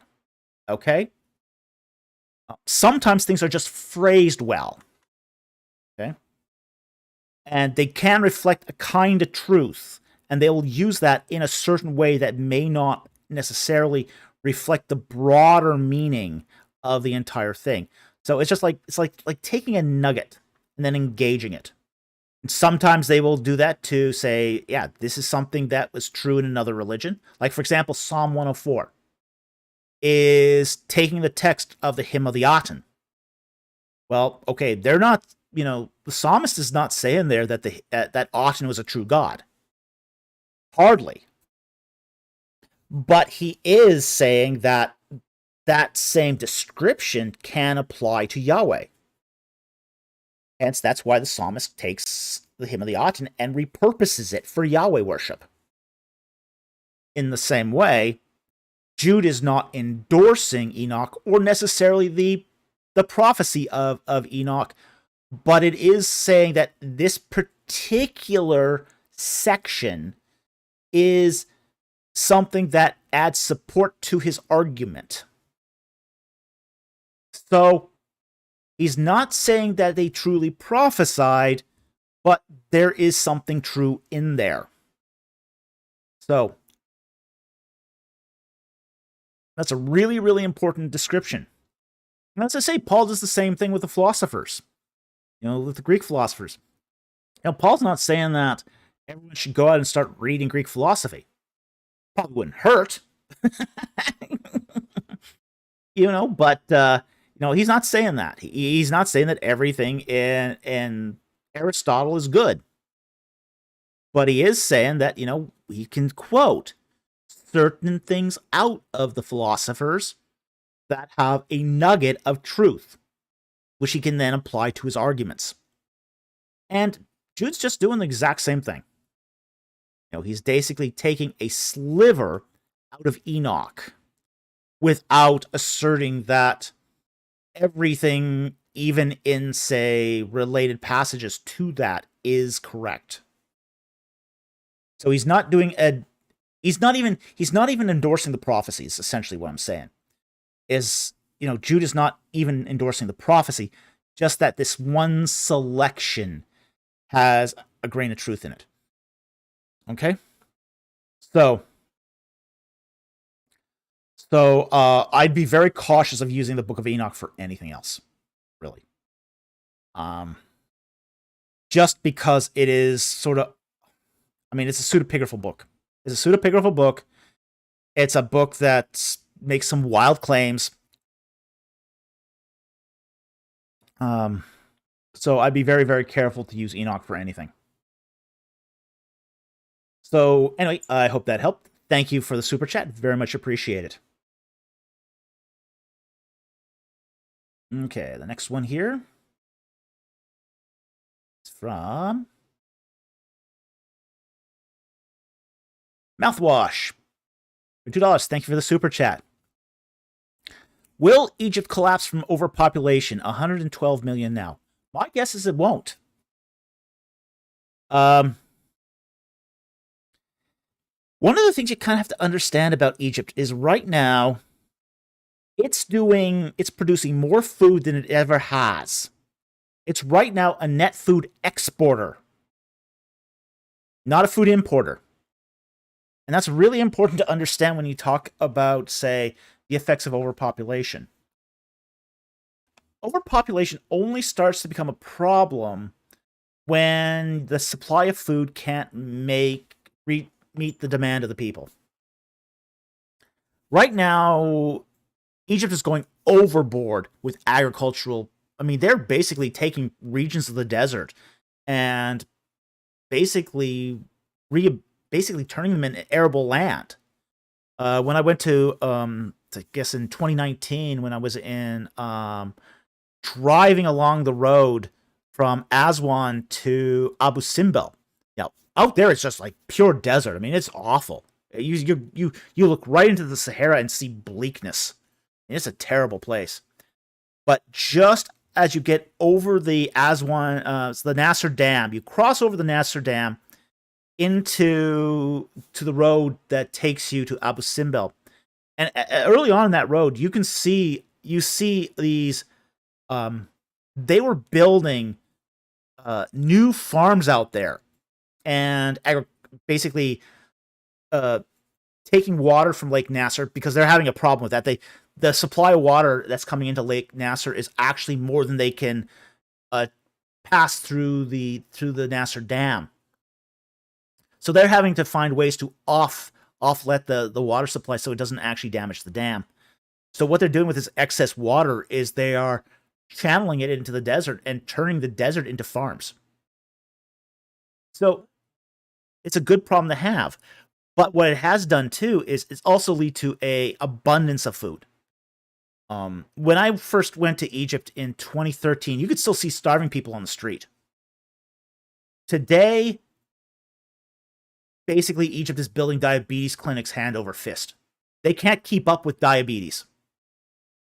It's just crazy. I mean, it's just crazy just to see in, say, 6 short years, the whole sort of the culture of Egypt transform into a semi-starvation culture, into a obesity culture. I mean, it's crazy. It's just crazy to see that happening. So there's very little starvation there anymore.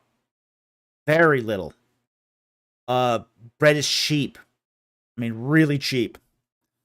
I mean, for 5 Egyptian pounds, you get this huge bag of bread. I mean, a bag of bread. You know, not just one loaf, like a bag. Okay. It's crazy. I mean, it's absolutely crazy what's going on there right now. So, at 112 million, people are there. Right now, the Egyptians are living better than they ever have. They're living better than they've ever had. So, I don't think any sort of population collapse is imminent in Egypt at the moment. But it's really interesting to see that transformation. Now, it's had its own problems. They do have a problem with inflation. Of course, that comes with prosperity too. More prosperity, more money supply, more inflation. So that's going to be a problem for them moving forward. And you go over there and you do hear a lot of complaints about how prices of everything are rising. And it's true.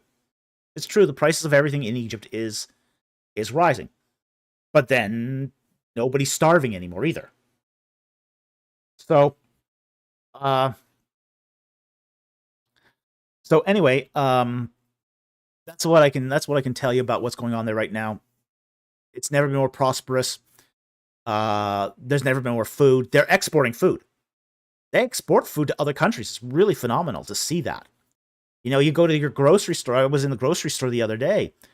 Got a bundle of green onions. Looked on the label. Product of Egypt. Product of Egypt. Couldn't believe it. It's like, wait, they flew green onions in from Egypt to Vancouver? Was it even feasible? But yeah. Because Egypt has become a net exporter of food.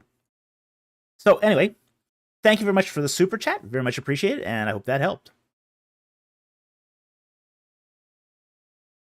Okay. BC here for $5 Australian. Thank you very much for the super chat. The opening verses of Job 37 and 38 indicate a storm that seems to be obvious to the audience. Could Job be written as a play dramatizing real events? Well, a play would be the wrong genre. Okay. It is poetic. It is written in poetry. But we have to understand, too, that poetry is compressed language. Okay. When you want to cram in Israelite writing, if you want to cram a lot of meaning in a itty bitty little living space, you use poetry to do it. You're basically taking that and compressing that language. Okay? And Job is definitely poetry, and it's definitely compressed language. So the whole idea of the storm in Job 37:38 is that idea that, you're going to get, God entering into the scene here. Remember that correctly? Let me just double check that. Yeah.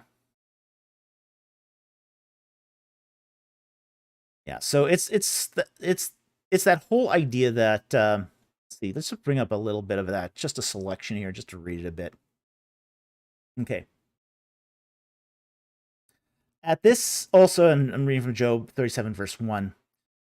At this also my heart trembles and leaps from his place. Listen closely to the thunder of his voice and the rumbling that goes out from his mouth. Under the whole heaven he lets it loose, and his lightning to the ends of the earth. After it, a voice roars. He thunders his majestic voice, and he does not restrain the lightnings when his voice is heard. God thunders his voice wondrously, doing great things which we cannot comprehend. For to the snow he says, fall on earth, and to the downpour and the rain, be strong. He seals the hand of every man, that all men may know his work. Then the beast goes down to his lair and remains in its den. Okay, so we do here see the storm language here, and this is, again, it's poetry to show the majesty and power of God. Because frankly, storms can be awful. They're terrible. At least the Levant was known for violent storms. So, it is a metaphor. It's a metaphor. It's similes, and it's literally potent language to convey the power and the majesty in God in a compressed space. So, poetry doesn't make it any less true. But because, one of the things we have to understand about poetry in the ancient Near Eastern context is they would often take true narratives that were true and turn them into poetry. Like, for example, the famous Merneptah Stela, the Victory Stela, has a narrative portion, but at the end is a poetic section, recapping the accomplishments of Merneptah. We see this in the Kadesh inscriptions, where there's a narrative section, and at the end there's a poetic section. Even, say, the Annals of Tutmosis III had this. So, it's a very, very common feature of ancient Near Eastern literature to turn narratival events into poetic accounts just to compress that language and to make it sometimes amplify it. And here, in this case, for example, we see the couplets are being used to amplify the might and the power of God through comparison. So, um, so it's not a play, but it is a way of communicating this in a sense that amplifies it, elevates it, makes it seem more important because of its comparisons. So anyway, I hope that helped. Thank you very much for the super chat. Very much appreciated.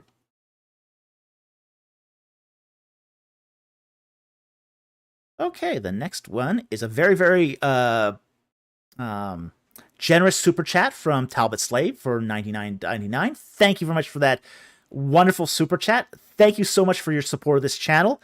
This is getting us closer to going full time, and we might be a lot closer than we think to doing this full time now. So we want to thank you for your generosity to the channel. We really appreciate it. It really does help us.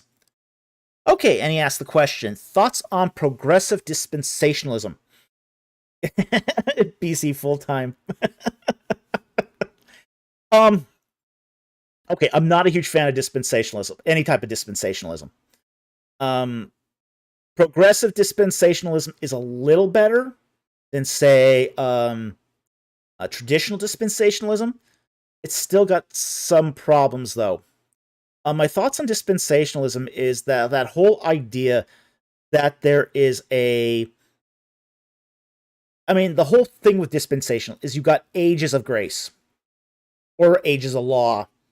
Particularly, how you come to salvation depends on what age you're in. And I think in some ways that's losing track of the narrative. For example, even in the so-called age of, say, the Sinai Covenant, the age of law, salvation was still by grace. In Abraham, believed and he was saved. So, I think there's a real problem when it comes to trying to categorize theology of say, soteriology in a dispensational framework. Now, I know there's still a few schools that still teach this. I know it's still taught at Dallas Theological Seminary, but it's largely has lost its favor. And I think the progressive dispensationalism is a better compromise to the traditional dispensationalism, but it still doesn't quite reach it. So I think it's largely a dead theory now for the most part. As I say, and the funny thing is, even at Dallas Theological Seminary, where they still teach dispensationalism, it's not taught in the Greek Bible department. It's taught in the English Bible department.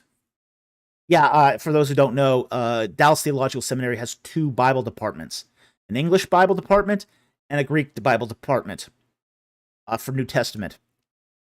It's the English Bible department that still teaches dispensationalism. The Greek Bible department, the Greek and Hebrew Bible department, has pretty much abandoned it. So that tells you something's right there. So, the English Bible department at Dallas, they tend to go more upon what they're teaching a theological tradition more than teaching, say, directly from the original Greek and Hebrew. So, I've got some issues with dispensationalism in general. So, I think it's, there was a point when I could see this as being viable, but it just doesn't work in the long term. You really have to sort of strain the gnat of what constitutes as, say, I'll say this.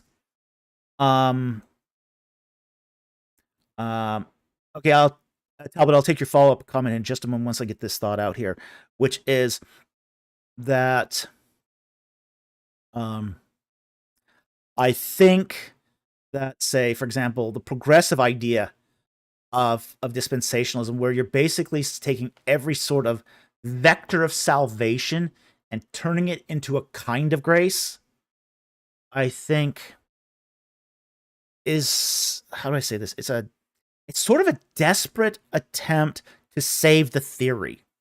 And I don't mean that in a pejorative sense, okay? I don't mean that in a pejorative way. But, you know, when you start saying that the law of Sinai is a form of grace, that sort of misses the point of what grace is. So I've got some real concerns about how they're trying to save dispensationalism by by turning every aspect of each dispensation into a kind of grace. So it just kind of seems to me like post hoc rationalization. So I think that's an issue, and I think that's an issue because I mean, when you get right down to it, you don't really need it. You don't really need it because it's all grace in the end. Salvation is by grace. It always has been and always will be.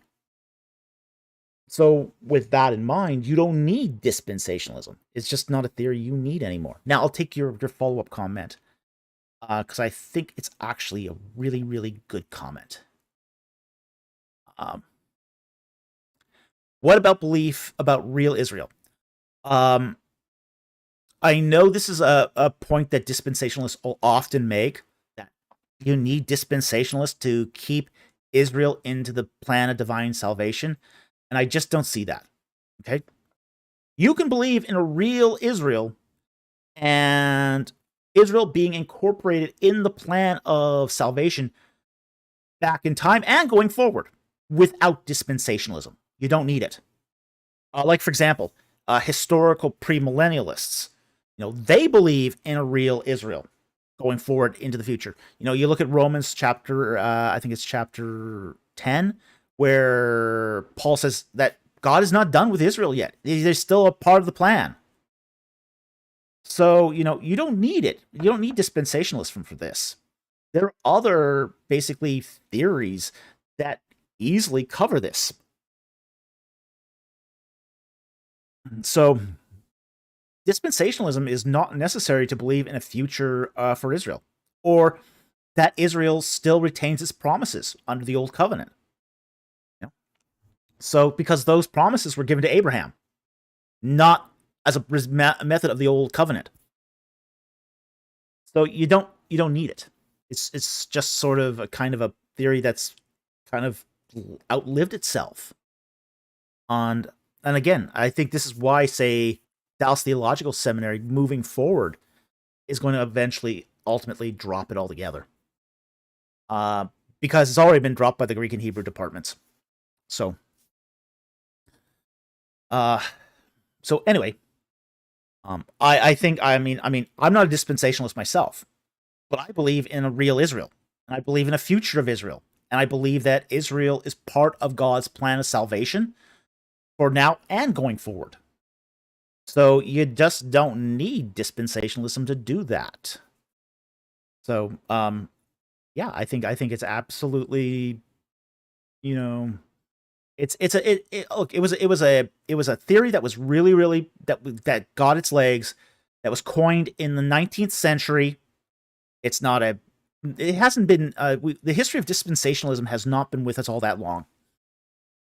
It was invented in the 19th century, had its sort of a height in the 20th century, and now is really falling out of favor. So, and that's because when you do look at the Greek and Hebrew texts, it doesn't work that well. So anyway, I want to thank you for that really super generous super chat. We really appreciate it. We thank you so much for the support of the channel, and it's really helping us move to full time. So we really appreciate it. Okay. One is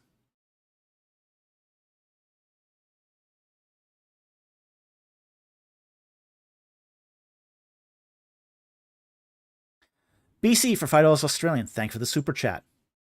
When Disney buys the rights to the Bible and make 1,000 productions from it, which obscure characters would you like to see get their own series? Rahab the Harlot. I'd like to see them Disney-fy that.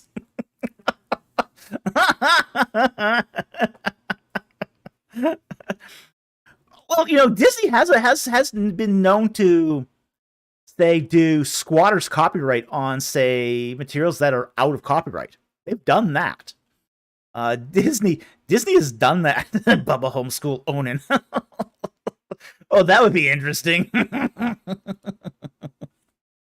Woo! Yee!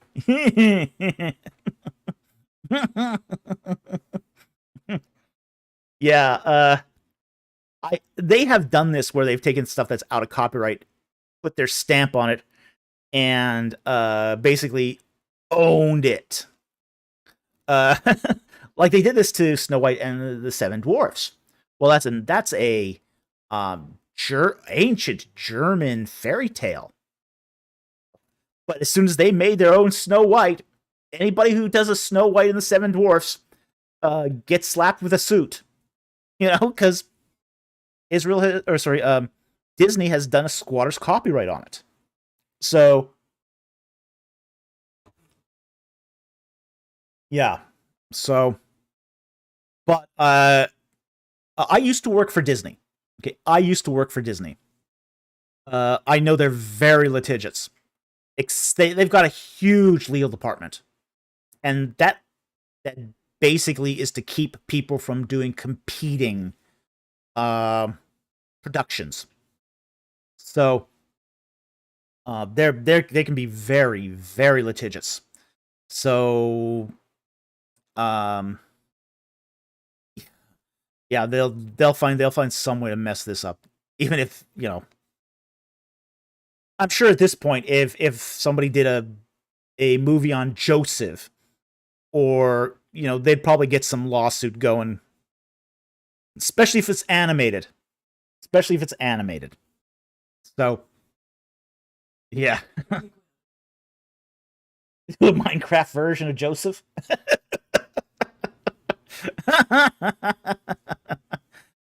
Oh boy. Yeah, so it's just oh yeah, the shenanigans that Disney does is just amazing when it comes to its legal department.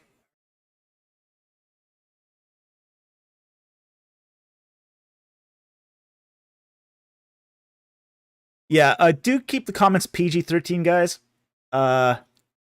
We don't want to get the YouTube overlords after us. So, especially not if we're going to go full time. We kind of are going to have to depend on the mercy of the YouTube overlords. So do keep it PG-13, please. Okay. So anyway, yeah, I don't know about people getting their own Disney having any greater foot inside the Bible than I. Okay, so you could do Balaam's donkey. Yeah, Balaam's donkey would be a great character. Donkey from Shrek. Balaam's donkey. You could have a crossover here. The Shrek Bible crossover. Donkey is Balaam's donkey. Eddie Murphy playing Balaam's donkey.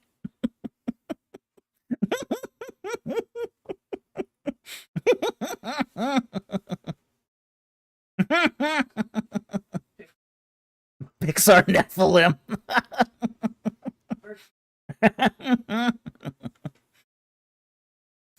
Okay, anyway, thank you very much for the super chat. That was fun. Alrighty. Next super chat here is from Mouthwash for $2. Thank you very much for the super chat. Why was demonic script unsuitable for later Coptic? Okay, several reasons. Um, it was Coptic needed the alphabetic script. Now, one of the things about Demotic is it's really hard to read. Intentionally so. Demotic is not an alphabetic script. It's not even a hieroglyphic script, even though it's based on hieroglyphs. It's actually what we call in graphemics a ligature. Okay? So think of a ligature is when you take letters and smash them together into one continuous piece of writing. So, like, for example, cursive script in English is actually a kind of ligature. Okay? You're taking one letter and moving it right into the second and right into the third, etc., to create one word, etc. Now, in the case of, say, Demotic, you can do that with an entire sentence. And so you are not reading the letters, you're reading the ligatures. Okay? And you have to be able to recognize the ligature to read Demotic. So, and a lot of that is because you can't see the characters anymore in Demotic. You just can't see them. So it's not like Hieratic. Hieratic is kind of cursive, but you can still see the letters. You can still see the characters in Hieratic. In Demotic, you can't. So if you can't read the ligature, you can't read the Demotic. So for the Greek speakers that invaded, who conquered the Persians, basically the posterity of Alexander the Great, the Ptolemies, they're coming in and they're Greek speakers. They use an alphabetic script. So in order to adapt the Egyptian language to something that, say, the Greeks can also use, they had to use, say, an alphabetic script. So that's why they modified the Greek alphabet to Coptic. It was just more practical for them to do. So it was one of those things where it's just Demotic would not have been suitable. And frankly, even back then, very few people could read Demotic. Demotic was basically restricted to, say, tax documents, official records. Basically, if you weren't a scribe, you couldn't read Demotic. Even though Demotic is, you look at the word Demotic, it actually comes from basically the people script. Well, it wasn't so much the people script. It was more the scribe script. So, you look at something like Demotic and you just go, okay, you can't adapt a Demotic in that way. It just doesn't work. So, at least not for the intended purpose. And the intended purpose was that it could be read by a large group of people. Not just, say, scribes, but, say, the Ptolemaic rulers, the layperson in general. It had to be something that was approachable to a very wide audience. So Demotic just wouldn't cut it in this case, because it's Demotic's the script of the bureaucrat. It really is the script of the bureaucrat. So, and frankly, it had to also be a script that could be quickly picked up. So even hieratic would not have been appropriate for this purpose, because reading and writing in hieratic takes a lot of training. So it was just one of those things that the Coptic script based on the Greek alphabet was a much better choice. And frankly, I'm so glad that they made that decision historically, just because it was just Demotic is a pain in the butt.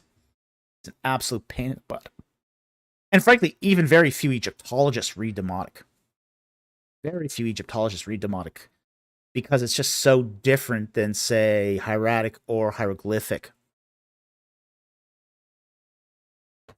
So anyway, I hope that answers your question. Thank you very much for the super chat, and I hope that helped. Juan for $5. Thank you very much for the super chat. Why personally believe in Yahweh when the odds are that he was a Mesopotamian byproduct, like other deity? Interesting to see an apologetic, academic, theological point of view. Okay, well, he's not a. First of all, he's not a Mesopotamian byproduct like any other deity. The whole idea that Yahweh came out of Mesopotamia is just defunct. I mean, that's just no scholar believes that anymore. That's so. How do I say this? It's nobody believes this. Because the fact is, we find Yahweh worship in, say, Elephantini, and those people weren't basically Mesopotamian. You know, those people were Israelites that came from, were fleeing the Babylonians. So, that's just a silly theory.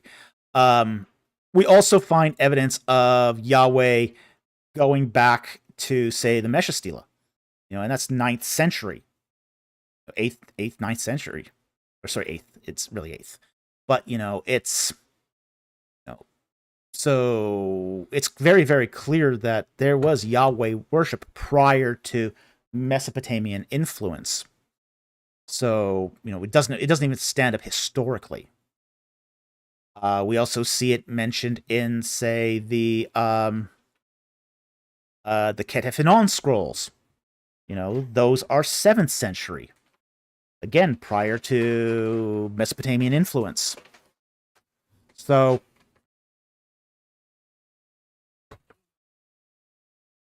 yeah, I mean, it's wishful thinking. It's not evidential thinking.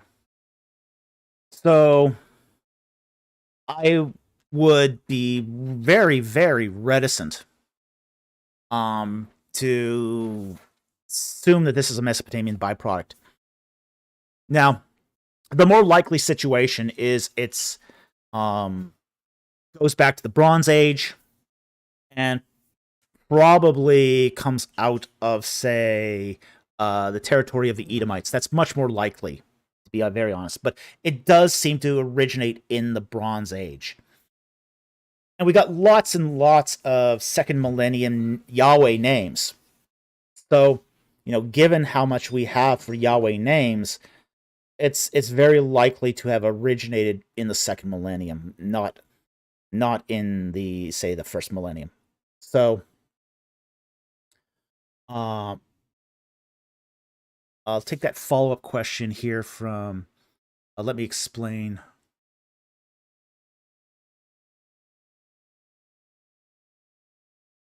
Find it there. How old? It hasn't come up yet. But let me explain. Followers up the Shepherd has a follow-up question here. How old do we know Yahweh worship dates compared to being adapted by the Mesopotamians? Oh, absolutely. At least the 9th century BC. Okay, at the very least. We do find some temples of Yahweh. We find a 10th century temple of Yahweh at Hebron. There is also, as I said, the oldest inscriptions are 9th century. There's an 8th century inscription of the Moabite stone. So, yeah, it goes way back. It's long before Mesopotamian influence. So, you get Mesopotamian influence in northern Israel in the 8th century with the conquest of the northern kingdom of Israel, but that doesn't so much affect the kingdom of Judah. You don't find Mesopotamian influence really in the kingdom of Judah until the conquest by Babylon in 586. So there. Now we have to understand there is some intertextuality between all of these groups, but it isn't so much until the end of the Kingdom Divided Monarchy that we see that influence really sort of start penetrating Israelite religion. That's when we start seeing it penetrate Israelite religion proper. And I'll take this comment here. Richard Hess and John Walton acknowledged that Yahweh was probably worshipped by the Shasu, and that's a controversial thing. Okay, that's a controversial thing there. Some scholars will say they did, others won't. That's a difficult case to make, just because of the surrounding material there. However, I do think it is possible that they did. Okay, I won't deny the possibility, but we need more evidence, because that inscription is not clear. It's not clear, and it's we have to be very, very careful about that one. Okay, and he's talking about the Amar West inscription and the Soleb Temple. Okay, so again, got to be careful about that one. And I did a whole video on this, so yeah, we got to be very careful about that, attributing the Shasu of Yahoo to Yahweh. So again, going to be careful about that. But that said, Hess has done other work on Israelite names, and he definitely says that Yahweh names are extant in the second millennium. And if they're extant in the second millennium, then we have a good case for Yahweh worship. You know, long before, say, Mesopotamian influence. So, Juan asks, are you saying early Bronze Age? Not early Bronze Age, because that's like 3000 BC, okay? Early Bronze Age goes from 3000 to roughly 2000 BC, okay? No, I'm saying late Bronze. Late Bronze, early Iron 1. So that's roughly your time frame between, say, 1500 to 1000 BC, roughly in that time frame. So that's your late Bronze. That's your late Bronze Age. So that's where I would place the say the at least our earliest attestations of Yahweh. And again, it's going to come in through names and seals and impressions and that sort of thing. So anyway, again, our earliest sort of full use of the name Yahweh is occurs, I believe, in the 8th or 9th century BC. So that's our earliest attestation of the name. Do you know which of Hess's, Christian Mouse asks, do you know which of Hess's works talks about early second millennium Yahweh names? You know, I don't know if he ever published the paper. I actually saw that at an Azor conference. I actually attended Hess's lecture on this. So I don't know if he ever published the work, but it was a paper at, I think it was the Denver one. Denver Azor. Was that 2018? I think maybe 2018 or 2017. Yeah, I get all the dates mixed up too. Yeah, it's an Azor. 2018. It would have to be 2018. Okay. So, but it was at an Azor paper, and he gave it on basically the extant Yahwistic names of the first and second millenniums BC. And he basically was able to conclusively show that, you know, there were Yahwistic names in the second millennium.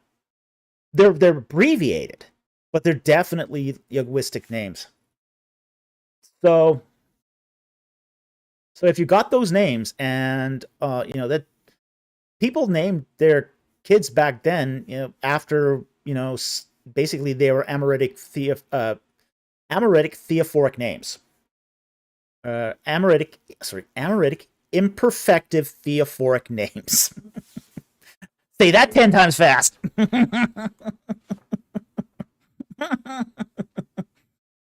So you're going to start with an imperfective verb followed by the name of the god. So, or at least a truncated version of it. Now, a very common verb, one of these is Jerubbaal. Okay. Jerub is the imperfective of the imperfect form of the verb contend, and the name of the god at the end, Baal. So you get a lot of these Amoritic imperfective names among Israelite names. So, but he was able to show in this paper that the names are second millennium. So anyway, I hope he got it published too, but I don't know for sure if he did or not, to be honest. So anyway, thank you very much for that super chat. Very much appreciate it, and I hope that helped. And thank you for the follow-up questions as well.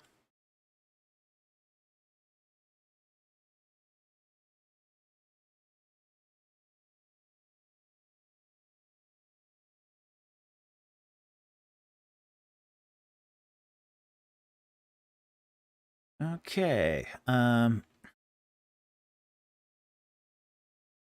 Next one here. Juan for $2. Thank you for super chat. Do you have any unique theories in Egyptology? My Egyptological work is pretty conventional. I don't have any sort of, as I would say, disruptive theories. Oh, I guess there's that one, yes. I'm not a huge fan of color theory stuff. Okay. Yeah, I have one unique theory in Egyptology, I guess, that I can think of off the top of my head, which was that my view on, say, the color of Osiris. Osiris is often portrayed as a green or black deity. A lot of people in Egyptology use color theory to say that this is symbolic of fertility. And I basically rained on that parade. I basically pointed out that this was not the color of fertility, it was the color of putrefaction, death and decay. Okay? That theory did not win me a lot of friends. I'll say that. No, it's not the same happy thought as fertility. And I think again, this is an old dying. This whole color theory thing is an old dying theory that's sort of had its day, and right now it's the older generation just clinging on to it. So, but yeah, that's probably my most controversial theory in Egyptology, is that the green and the black of Osiris are basically rot, decay, putrefaction. Basically, when a corpse marbles, and priests would have seen this enough to know this. When they do mummification, they would basically have to deal with corpses that are marbling all the time. So, but that's probably my most unique theory.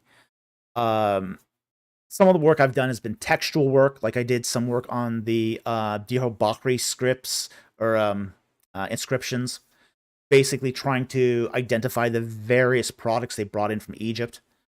A lot of my work has been lexicography, so I do a lot of work on, say, the meaning of words in ancient Egyptian. I do a lot of work also in chronology and in, say, temple rituals, ritual furniture, that sort of thing. But that work is not particularly controversial.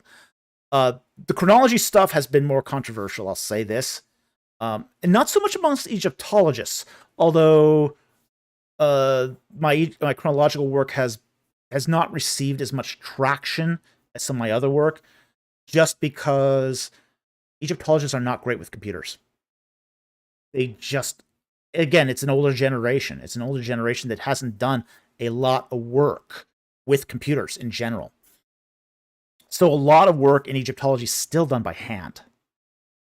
So the whole idea of doing a whole chronology based upon a computer model is completely new to them. So it's like it's not so much that they reject it, it's that they don't understand it. Because it's like you discuss say computer aided chronology with them, and they go, they sort of scratch their head and why would anyone want to do that? It's more accurate. You can get more data into the model. It produces better results. And it's like, they go, well, why would we need that? It's like, yeah, they just don't get it. They just don't get it. And again, it's just because that older generation just hasn't done work with computers. So they don't understand the power of those tools. Now, I will have to say this, with sort of Chat GPT and AI disrupting the whole academic world, yeah, they're starting to clue in finally. But, yeah, Dylan Biggs. So you're saying your field is filled to the brim with boomers? Yeah, it is. Yeah, very much so. And some people in this field are still in their 80s doing this stuff. So it's just like they're not even retiring. Yeah, why should they retire? It's just, as long as they're able to continue working, I don't see any reason for them not to continue working. But still, but I guess my most controversial theory in Egyptology is probably that Osiris one, and it's not because the texts don't support it. It's because it contradicts another theory in the field. It makes you feel good. Yeah, I mean, that whole color theory thing is just idiotic. I mean, it doesn't stand up to scrutiny. It just doesn't stand up to scrutiny. Like, for example, oh yeah, I heard a paper where an Egyptologist who will uh, remain nameless to protect the fact she's kind of a spud, um, basically did an entire paper on red ochre being painted on the inside of coffins, because red symbolized the color of the sun. Well, okay,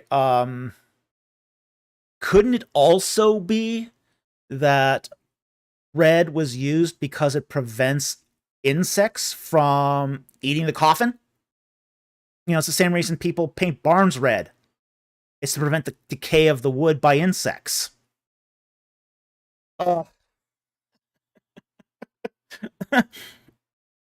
Yeah, I mean, Jack Ray says it's like a super common pigment. It is a super common pigment, but it's also a common pigment that has an anti-insect effect. So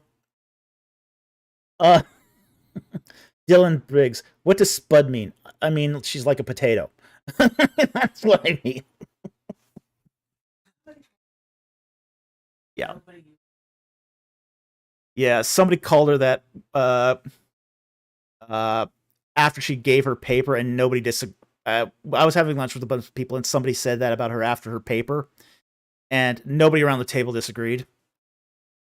Mm. There's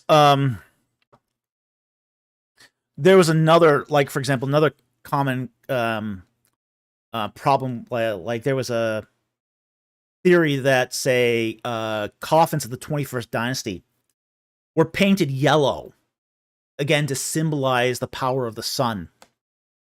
Well, one of these, what they discovered later on was when the varnish was put on those coffins, it was originally clear, and the base coat underneath it was white. The varnish just simply yellowed over time.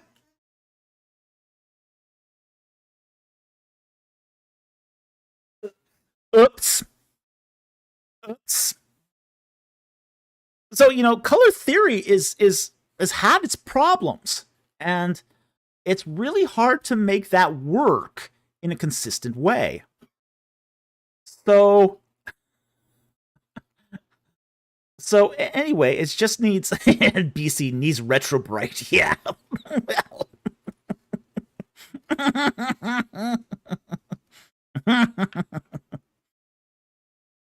So yeah, I've seen too many color theory used in really horrible ways. I mean, I can't take the theory seriously.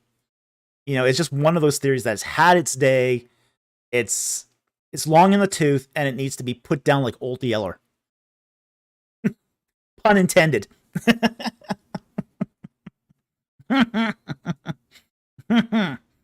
So, anyway, thank you very much for the super chat. Very much appreciate it, and I hope that helped.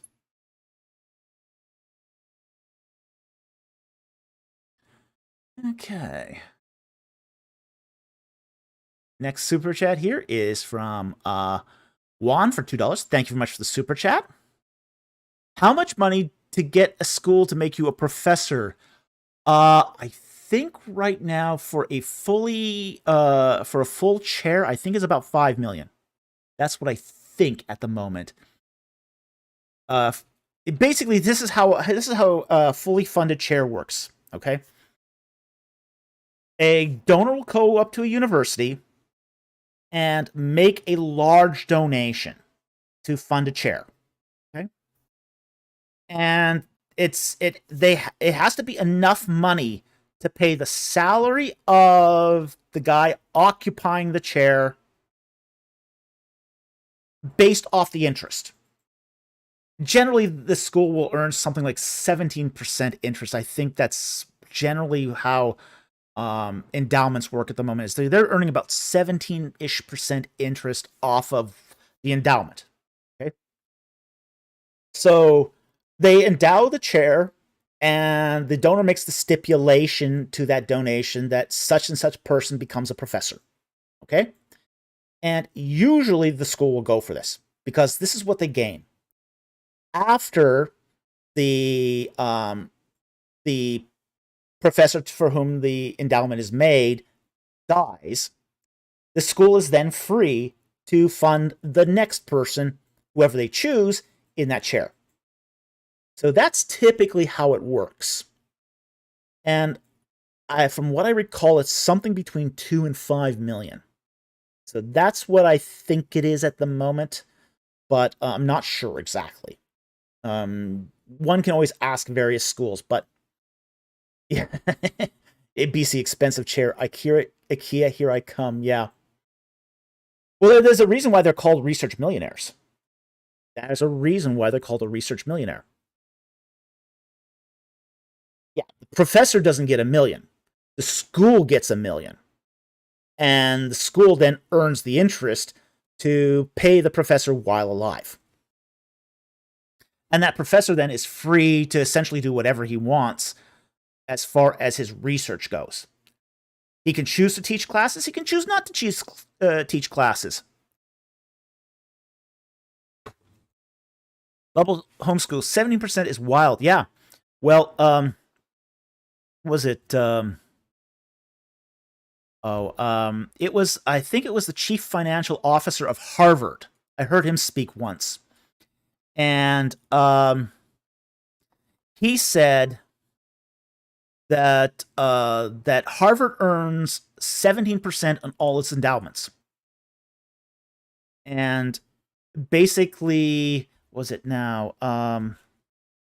There was a certain a fund he was recommending at the time that where the average person can earn, I think it was about 14-15%, and he says that's usually the best it gets for people. So yeah, if you're earning more than Harvard, you're probably in a Ponzi scheme. But we won't go there. Yeah, so it's pretty expensive to fund a chair these days. Now, I will say this: in some places, it's going to be a lot less. For example, it might be if you're in an area where living is more affordable. Like, for example, let's say you do a fully funded chair in Rio de Janeiro. Okay, that's going to be less, much less than American school. That may only be a few $100,000. Okay, that may only be a few $100,000. If you are doing it to, say, a Bible college, in a small American town, that also can be a lot less. So that would be, say, 5 million is probably going to be like funding a chair at, say, University of British Columbia or Harvard or one of these big schools. Okay, but at a smaller school, an endowed chair would be a lot less. So a lot of it's going to depend on where you live, what the school, what type of school it is. Is it a community college? Is it a full university? Is it a Bible college? It's going to depend. So, but that was the last I heard it took at a big school was 5 million. Small school, yeah, a lot less. Urban school or school in a small town, a lot less. And frankly, the whole term, even research millionaire, only is say 100,000. I think is the mark for that. But you can't really buy a lot with 100,000 these days. Honestly, I mean that only won't even cover for a year's salary for a lot of professors in a lot of places. So, but once you're in the hundreds of thousands of funding, they do consider you a research millionaire at that point. But it's not enough to live on, essentially. At least not in the way that endowments normally work. Yeah. This is also, yeah. This is why we're also very appreciative of those people who help us directly, because it is helping us move forward into, say, full-time content creation. Oh, by the way, I should also add, our meetings at ETS went very, very well this year. We're grateful for everyone who's been praying for us at ETS, and I had a very, very good meeting with a publisher who really liked the idea of the book on the plagues of the Exodus. So he was really excited. He wants us to give him a proposal as soon as possible. We also had really great discussions with, say, Gesher Media, who want us to do some work for them, as well as a tour company, which I'm going to be talking to on Monday, has expressed interest in me conducting a tour of Egypt for them. So there's a lot of exciting things happening on the channel at the moment. We want to thank everyone who cast their vote on the community post regarding whether or not they would be interested in a tour conducted by me of Egypt and the Bible. So, Jack Ray asks, did you talk with David Wood? Just briefly. He was coming down an escalator and walking out of the convention center. I was going in, and we just briefly bumped into each other. It wasn't much of a conversation, to be honest, but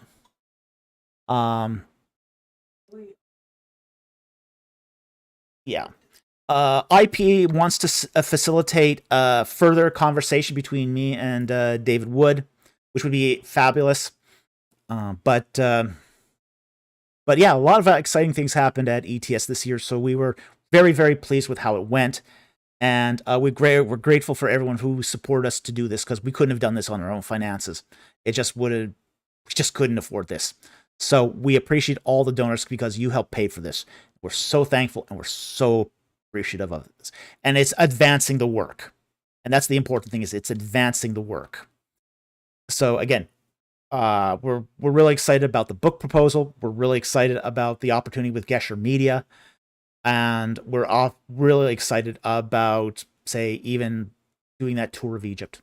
So thank you so much, everyone who's donated. We appreciate it so much. Okay. Next super chat here is from SDRC92126 for $5. Thank you for the super chat. Did Noah's flood need to be water, or could it symbolize a chaotic period such as the collapse of civilization? Could the ark be a fortress like Bukhara? No, in both cases. It's basically a sacralizing event, okay? we have to understand that whole sort of first 11 chapters of Genesis are a form of cultic literature. Okay, so basically, what the Ark is a sacralizing converter, and a sacralizing converter is essentially a box that's used to take profane objects, put them inside, do a ritual upon the box, and make what comes out sacred. So what we have here is Noah's and the representatives of animal kind go into the ark and they pass through the waters, that wash the impurity away in a sacred sense. And you open up the ark and out come sacralized animals and human beings ready for the new world. So, strictly speaking, the ark is a box. It's called a tebah. And these were common in the ancient Near East and very common in ancient Near Eastern ritual. We actually see the at the very earliest temple at Karnak, the Tutmoside temple. You see actually the place. This is really interesting. Really interesting. If I ever take a tour of people to Karnak temple, I'll show them this. There's a window on the side of the temple where people brought their offerings. And there's a plinth right beside it where they would put the sacred box. And so they would take the offerings from the window, put it in the box, do the ritual, and then take it just around the corner to where the idol of Amun-Re was. Really fascinating. Really fascinating. And you have to understand that the distance between the window and the temple itself is so close that you wouldn't need this just to carry. I mean, it's like 20 feet away. It's like crazy close. So the whole idea of that, taking those profane items and ritualizing them and sacralizing them, making them sacred appropriate for sacred use, was a very, very common feature of ancient ritual. So what we have here in the case of Noah and the ark is you have a tebah, a sacred chest, which God is putting all the animals and Noah and his families and making them sacred for the new world. So it's definitely a box. It's definitely a chest. It's not a fortress. Okay? And it's pretty clear from the text that that's what's going on here. Yeah, so I think this is one of the, I have to be honest, I think that the whole flood narrative is one of the least understood passages in the Bible. Just because you have to look at it through the lens of ancient ritual, ancient sacred space. Again, it's coming down to sacred space once again. It's crazy to think that, I mean, we tend to sort of divorce the flood narrative from the creation narrative, but it's really a continuity. It's a whole continuity of thought. And it's amazing when you see that. It's really, really amazing. And it's laying down all the groundwork for the tabernacle. It's laying all that groundwork for the tabernacle. So it's phenomenal to see that, but that's what it's doing. And so you have to sort of take it in those terms. Again, I think this is fascinating. It's one of the most interesting aspects about the whole flood narrative is not so much even the water, but that chest. Really, really interesting. And it's a detail that's often glossed over. Often glossed over. Because we think of it as a boat. You know, you see the cartoons of Noah's Ark that you see in Sunday schools. They show it as a boat. But it doesn't say it's a boat. It says it's a chest. And the Israelites had a word for a boat. You know, if they wanted to say boat, they could say boat. This was actually first noted by Alan Millard. He noted that the Noah's Ark wasn't an ark. It wasn't a boat. It was a chest, a teba. And of course, now, he, when I saw that, it was just like, oh, I know exactly what this is. I know exactly what this is. This is a sacralizing converter. I've seen them many times on temple walls in Egypt. For example, you go into Luxor Temple, you can see them on the walls. Talbot Slade comments, but water returned disorder in the world. Well, it did, yeah. Yeah, it did. And then it washed it away. It did. But you needed that to wash away the impurity. It's a foreshadowing to baptism too. It is. Where it washes away the impurity. Like, for example, we're told in, say, the New Testament that we have died with Christ and we are brought through the waters of our baptism. So there is a sense that that there is a death and chaos component to the water, but it's one that washes away as well.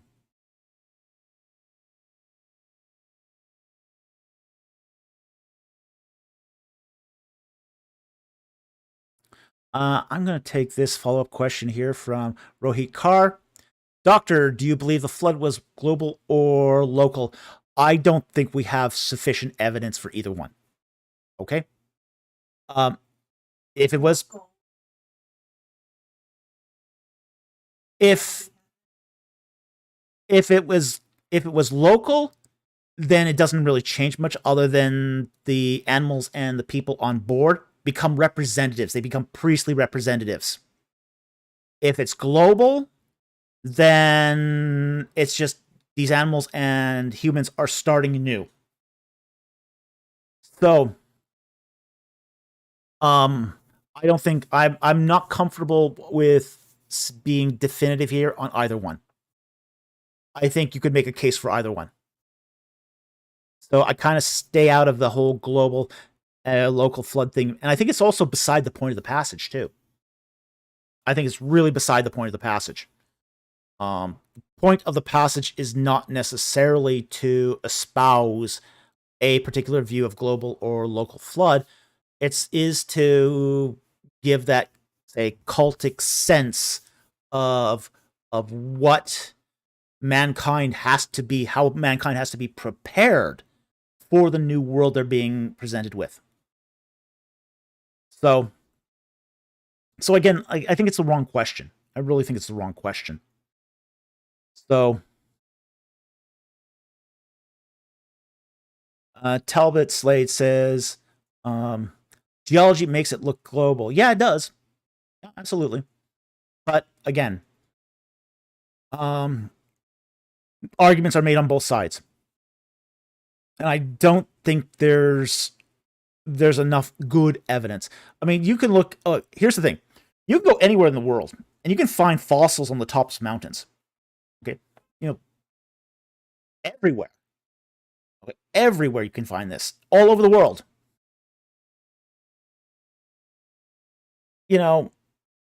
So, yeah, some geologists will say that there was uplifting of the mountains, through geological means. Well, maybe. But it also doesn't quite explain why we find it everywhere.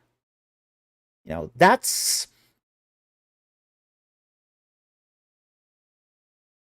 Yeah, Peru is kind of far away from the Middle East. But we do find these everywhere. We find whale fossils in the middle of Egypt. Okay. So, as I said, I think people make good cases on both sides. It's just I haven't come down to a decision on this one. It's one of the reasons. Yeah. It's one of those things where I just think that it doesn't actually... the whole debate doesn't actually add a lot to the text. I have an issue here with concordant views. Okay, and Elizabeth in the Garden says, I appreciate the ark as a sacrificing box.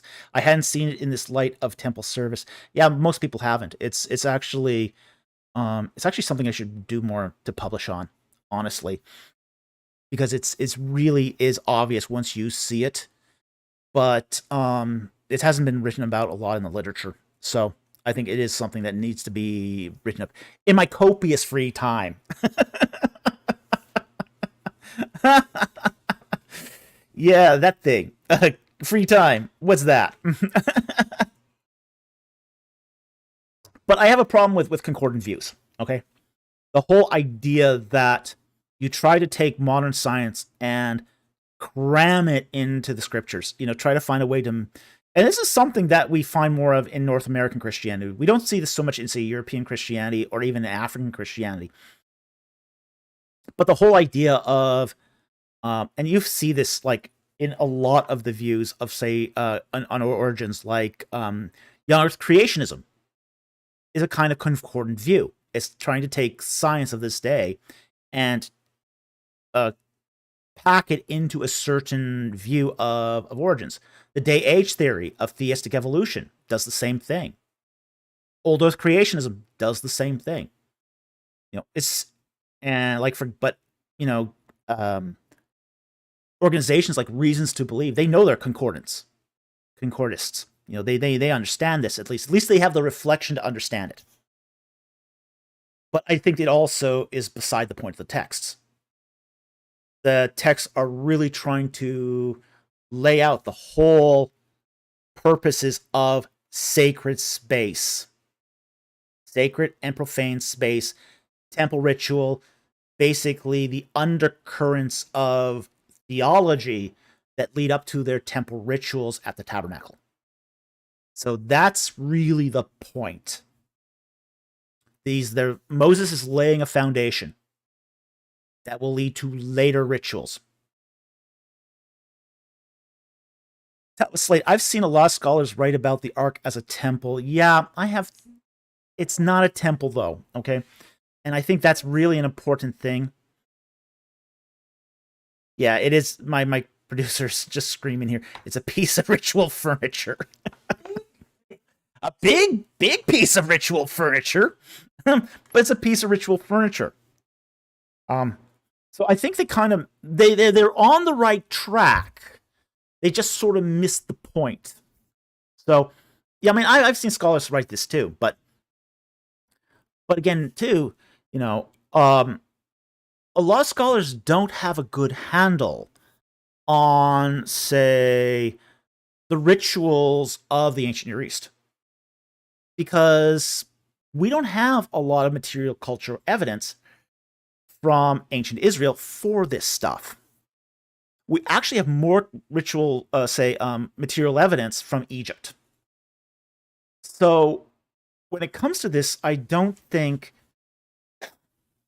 that Old Testament scholars always do a good job of this.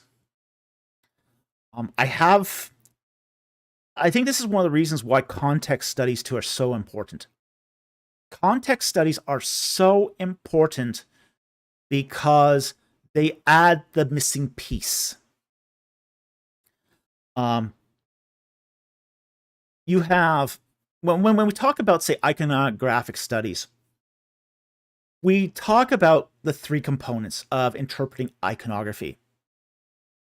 Icon, the actual drawing itself, its context, how does it relate to inscriptions, and its culture.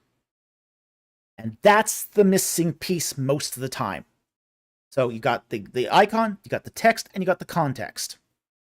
The context is the missing piece. The text and the icon often are related, and you've got at least hard evidence there. Context is often missing. And let me give you an example of this. Let me give you a perfect example of this. Was actually at ETS, where I was talking to the president of Gesher Media, and he wanted me to review his slideshow. Great guy, love him, absolutely love him. And I mean, I was kind of busy, so because I had to still meet with some people, but I said, okay, I'll review some of your slides. And he showed one slide, and he thought it was of starving Israelites, because or people starving in Egypt from the because it showed basically these people with, you could see the ribs on them, and it was a relief from the fifth dynasty. And I said, okay, the problem here is that the context. This is a relief that was taken off of a temple of Sahure. Sahure is one of the wealthiest kings of Dynasty 5. The very, very height of wealth of the Old Kingdom. And these weren't Egyptians, they were Libyans. So this was political propaganda. So it's like, okay, this is not evidence of a 7-year famine. This is evidence of basically these wanderers off from the desert coming in to basically feed off the wealth of Egypt. And Egypt, in its magnanimity, was helping these poor Libyans eat. Okay, political propaganda. But he didn't know that because he was missing the context. So when we look at stuff like the Ark and the temples and the sacred space, we all have to do that within the context and figure out what that context is. And that's actually really exciting because we've got enough discoveries now that we can actually piece together the context. So we're actually living in really exciting times right now that we can do this in a way that really sort of now gives us enlightenment as far as what the Bible means, as far as things such as the Ark, creation, sacred space, the garden, all of that now can be pieced together. So this is why I say scholars today say, we know more about we've learned more about the Bible in the past 50 years than the past 1500. And it's all because we're now being able to piece all these things together. So anyway, Talbot, you're right. A lot of scholars do write about the Ark as a temple, but they've kind of missed the mark. But we are getting there. We are seeing these pieces finally fall in place, and we're living in exciting times because of it. So I can't help to think that, as, say, more scholars get involved in this, that we'll start seeing better literature come out on this as well. So thank you for that great comment. I think it's an important comment, and really appreciate it.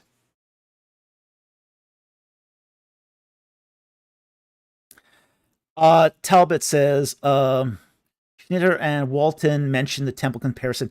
I agree with a lot of what Walton says. I don't agree with everything Walton says. Okay. I have had, there have been some things that I have definitely disagreed with Walton on.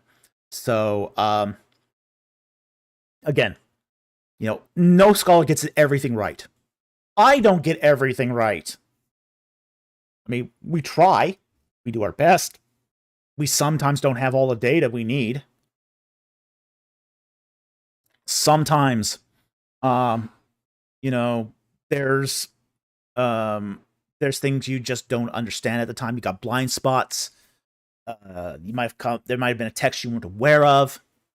So there are things you're often not aware of, or you ignore, or you have confirmation bias, that causes you to make mistakes.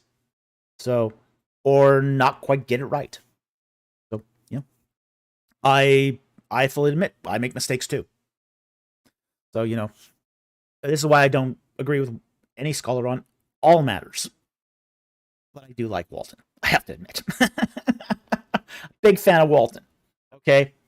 But he doesn't get everything right either. So, but we're cool on that. By the way, I did see Walton at ETS this year. Got to shake his hand and say hi to him again. So I did talk to him very, very briefly this year. So anyway, thank you very much for that comment. Very much appreciated. And we should get back to the super chats again because I think we have a few more collecting up here.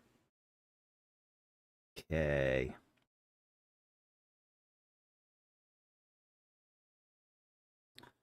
Left off.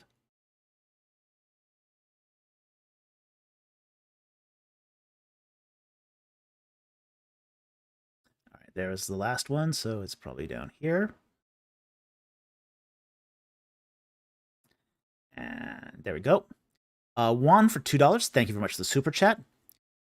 Did Plato get the Atlantis story from Egypt? We don't know where he got it from. We don't have one. We don't have an Atlantis story from Egypt. Egypt doesn't have an Atlantis sort of story, unfortunately, because that would make things really easy to sort of narrow down. So we're not exactly sure where Plato got his idea for Atlantis from. It's difficult to say.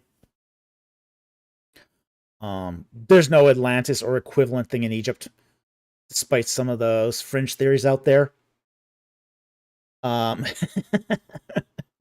BC, I'm a big fan of Falk, but he doesn't get everything right. Yep. Hey, look, if I admit I don't get everything right, then no one can accuse me of not getting everything right. Yeah, I do go. I am evidentialist. I'm an evidentialist. So because I'm an evidentialist, that does sort of mitigate some of it. And that's the best you can do, is mitigate. You know, BC aliens. Yeah, the aliens did it. Yeah, if the aliens did it, we got it all wrong. But I'm pretty confident that the aliens did not build the pyramids. pretty confident of that.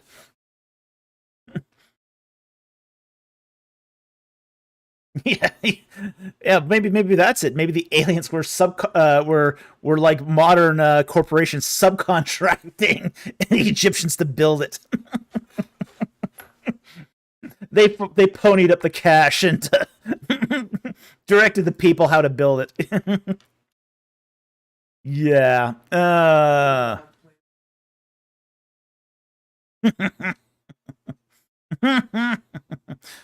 Oh boy. Blue Dog says Plato got Atlantis from Madame Blavatsky. Could be.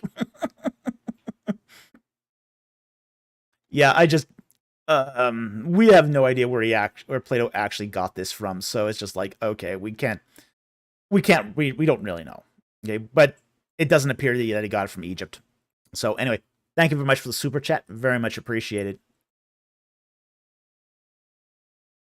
Jack Ray gave out 20 Ancient Egypt and the Bible memberships. Thank you very much, Jack, for that generous support of the channel. And then Talbot Slade. Again, another really generous super chat for $99.99. Thank you very much for the super chat. Read Zechariah 13:10, then 14:1-4. What is this about? Sounds like real Israel attacked, not church, by world, and Jesus returns.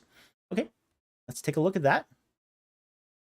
And again, I mean, I hold to the idea of a real Israel in the end times. So, for me, this is not a problem. And Zechariah does have a lot of apocalyptic literature in it, so it wouldn't surprise me one bit. Okay, so Zechariah 13:10 reads, there's no 13:10, but the closest I got here is 13:9. So it probably means 13:9. And it reads, I will, yeah, so it's a content, it would be a continuous narrative from 9 to verse 4. So we'll just here. And I will bring the third part through the fire, refine them as silver is refined, test them as gold is tested, and will call on my name, and I will answer them, and I will say, they are my people, and they will say, the Lord is my God. Behold, a day is coming for the Lord, when the spoil will be taken from you. When the spoil taken from you will be divided among you. For I will gather all the nations against Jerusalem to battle, and the city will be captured, the houses plundered, the women ravaged, and half the city exiled. But the rest of the people will not be cut off from the city. Then when the Lord will go forth and fight against those nations when he fights on the day of battle.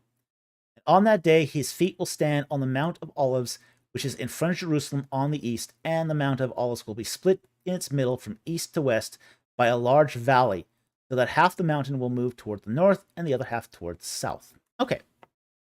Yeah, I think this is a real attack on Israel. Okay, this is an attack on Israel. And I think this is and I don't think it's on the church, to be honest. But then again, I'm not a supersessionist either. I think there is a real, Israel will. Oh, wrong verse. 12:10. Okay. 12:10. All right. Well, that's different. 12:10. I'll read 12:10. Right. And I will pour on the house of David and on the inhabitants of Jerusalem the spirit of grace and of supplication, and they will look on me, whom they have pierced, and they will mourn for him as one mourns for an only son, and they will weep bitterly over him, like the weeping over a firstborn. Okay.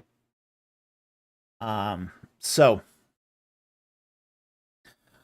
I think they have doubt. Okay, I don't think this really changes my answer really in any way.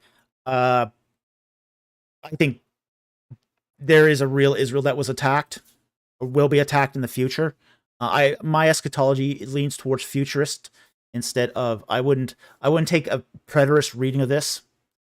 And I don't think it represents the church. I don't.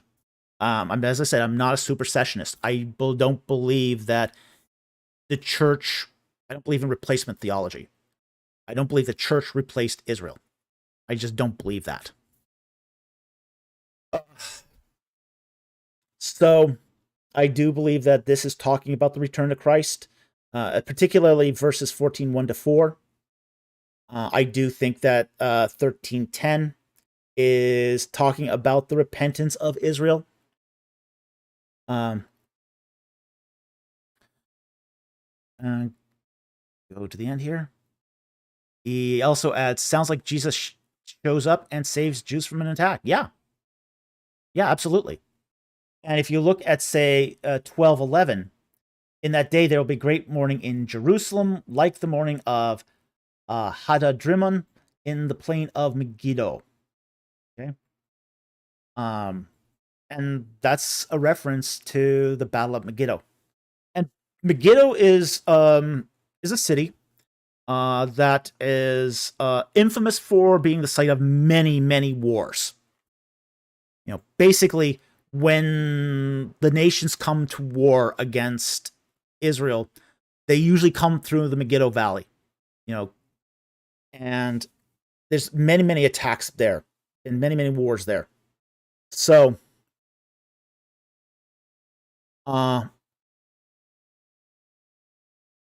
anyway, it's I totally agree with your assessment of those verses. I think that you are talking here about the text is talking about a future attack on Israel, and I do think it's talking about the second coming of Jesus Christ to save his people. Both the church and Israel that repents. And there will be, we're seeing it right now, actually, to be honest. One of the fastest growing religious groups in Israel right now is Messianic Jews. Messianic Judaism is growing like wildfire right now in Israel. So,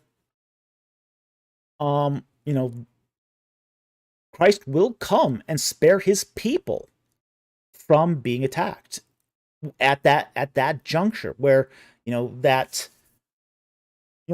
we have to be careful here too, in one respect, that God doesn't always save his people. Sometimes he allows his people to be martyred. But this is a special instance. This is talking about a total extinction of God's people. So, when faced with total distinction, God will intervene. God will intervene. And those who don't follow Christ will mourn. They will weep because they've lost their opportunity to repent. So, So I think that it's a sobering set of verses. I think it's a sobering set of verses. I think it's why we need to be diligent in not only our faith, um, but in trying to support ministries that reach out to modern Jews, because we don't want anyone to face that moment of regret. So, yeah, I think this is really an important set of verses, and I think you're absolutely right about what it represents. So anyway, thank you very much for the generous support of that super chat. We really, really appreciate it, and we thank you for your steadfast support of this channel. It's really helping us to go full time.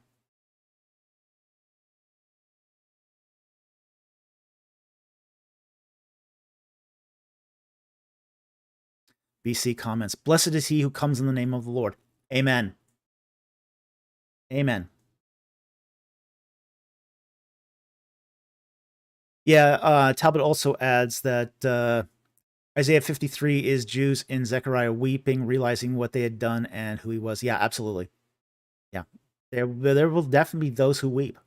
There's there's there's no question about that. So and that's what we say. That's what Christ warned too. With in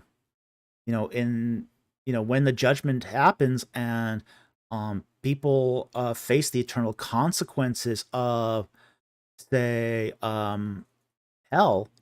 There'll be weeping and gnashing of teeth. There's both. Weeping because they turn their back on Messiah, and gnashing of teeth because there's going to be recriminations between each other. That's what that whole weeping and gnashing of teeth symbolizes.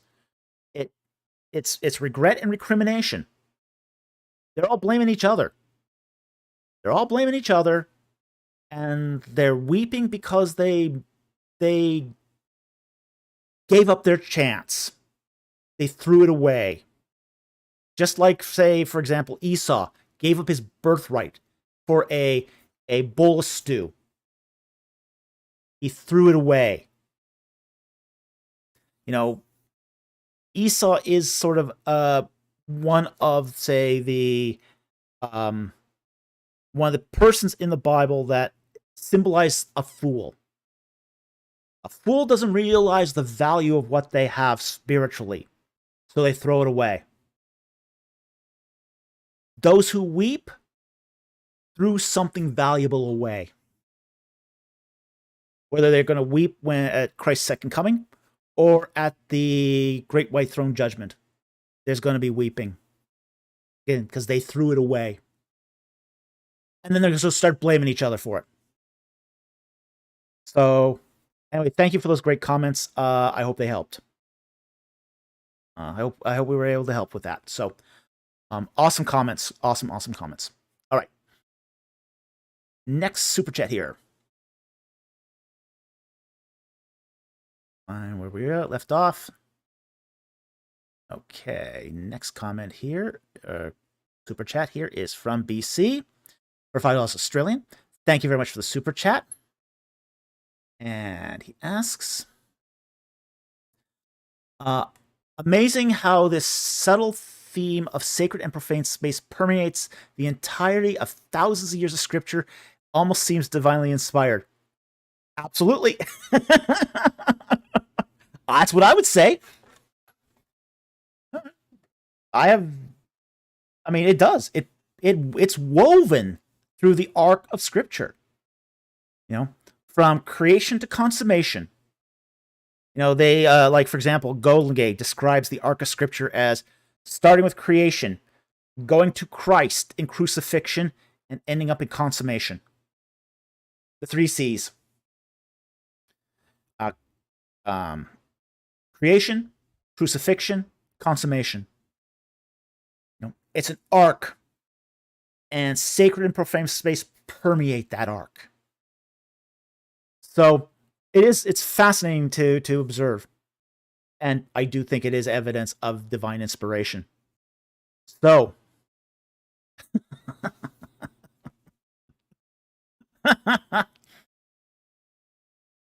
So anyway, thank you very much for the super chat. Very much appreciated. I hope that helped.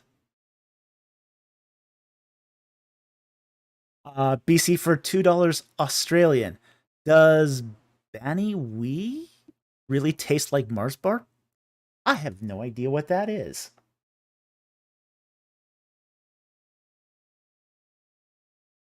Is that from Stargate? That's probably from Stargate.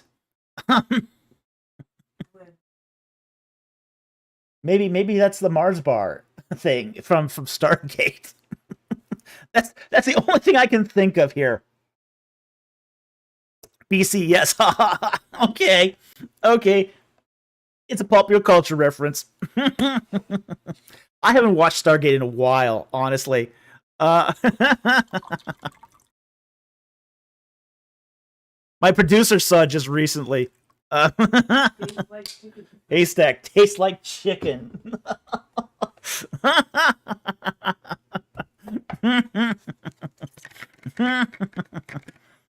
Yeah. That's, I have to admit, I need to watch Stargate again. It's been a long time since I watched it, so yeah, it is a great film. I will agree with you, BC. I actually really liked Stargate. Uh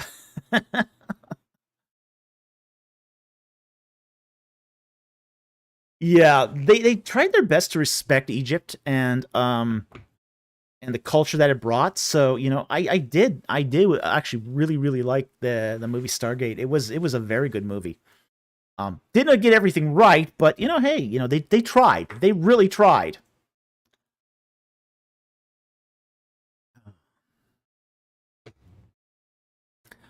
Christian Mao says you got to watch The Expanse if you haven't, especially if you like Star Battlestar. I have watched The Expanse. I'm still working my way through the last season of it. I haven't watched all the last season yet, but I really like The Expanse. I think The Expanse is actually excellent science fiction. So I loved it a lot. So um, okay, so let's get back to the super chats. It's 11:40ish now, so we're getting close to wrapping up here. Let's get through the rest of them here, and then move on to some non-super chats. Okay, and Oraman Kami Vid Pro for $5 Australian. Thank you very much for the super chat. What do you think about academic pronunciations and why? Okay, there are some academic pronunciations that are, like, for example, dead languages. Dead languages will often use academic pronunciations because we don't have the originals. And these are what's called scholarly conventions. Basically, scholars will agree on pronouncing things certain ways because we have to communicate this to each other somehow. So I don't have a huge problem with academic pronunciations. Now, I will qualify that in one way. I think that in some cases, certain scholars go overboard on this. Like, for example, there was a paper I attended. Now, the academic convention for, say, Middle Egyptian is to sort of, the consonants are important, but the vowels we're not sure of, so we give a lot of latitude on the vowels. There was one academic paper I attended where the scholar in question tried to create a vowel system for Middle Egyptian. And in doing so, basically reinventing all the consonants too. And it's just like, why is this even necessary? I mean, it doesn't actually add anything. I mean, it's not like comparative Semitics where vowels are actually important. Vowels don't have that great of importance within, say, the pronunciation of Egyptian from an academic convention sense. Needless to say, he did not get traction on his proposal. I mean, a lot of his proposal was so speculative anyway. I mean, he tried to base the vowels on, say, Semitics, and Egyptian language doesn't quite work that way. So I think he had a lot of difficulty trying to get that traction. I think too, the fact that a lot of Egyptologists don't know Semitic languages too also sort of created an impediment to that being adopted. Well, he adds a further comment here. For Egyptian, I believe they got a good chunk wrong. You'd have to be more specific here as to what you think he got wrong. Because a lot of what, say, the scholarly conventions for, say, Middle Egyptian is based upon Coptic, which is the last phase of the Egyptian language. It's essentially late Egyptian. So, yeah, you'd have to be a bit more specific here, because I don't think it's as wrong as, say, like, for example, I see this like a lot in the conscious community, where they've almost come up with a pig Egyptian, almost a Creole, where they've more or less reinvented Egyptian to meet modern ideas. So I see this a lot in the conscious community, where they'll have these odd pronunciations for things Egyptian. Like, for example, they will often pronounce like the name of the gods as Neter, when it should be Netcher. Okay, and the chima is a well-established consonant in Egyptian. Hmm? Yeah, he is flinching at the moment. But yeah, I think a lot of, say, Reconstructionist, revivalists, say, Egyptian religions do this, where they will reinterpret the Egyptian in a way that sort of, as I say, creates a pig Egyptian. So, yeah, I mean, when I heard about this when I first encountered the conscious community and their attempt to do Egyptian, it was just like, you Egyptologists, you don't know anything about the language. And I hear what he's saying, and it's just like, oh no, this is so wrong in so many ways, it's not even funny. And then when I replied in real Egyptian, it's like he didn't understand what the heck I was talking about. I basically insulted the guy in Egyptian, and he didn't get it. He didn't get it at all. Because he created basically a Creole, basically a language where the pronunciation is completely different than the like you could go to, say,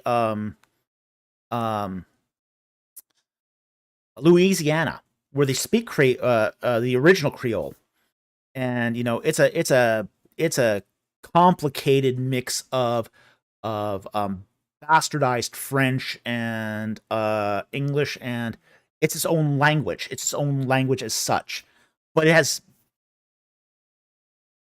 it's not exactly French. Okay. Likewise, the conscious community today, when it tries to do Egyptian, isn't actually doing Egyptian. It's Creoling it.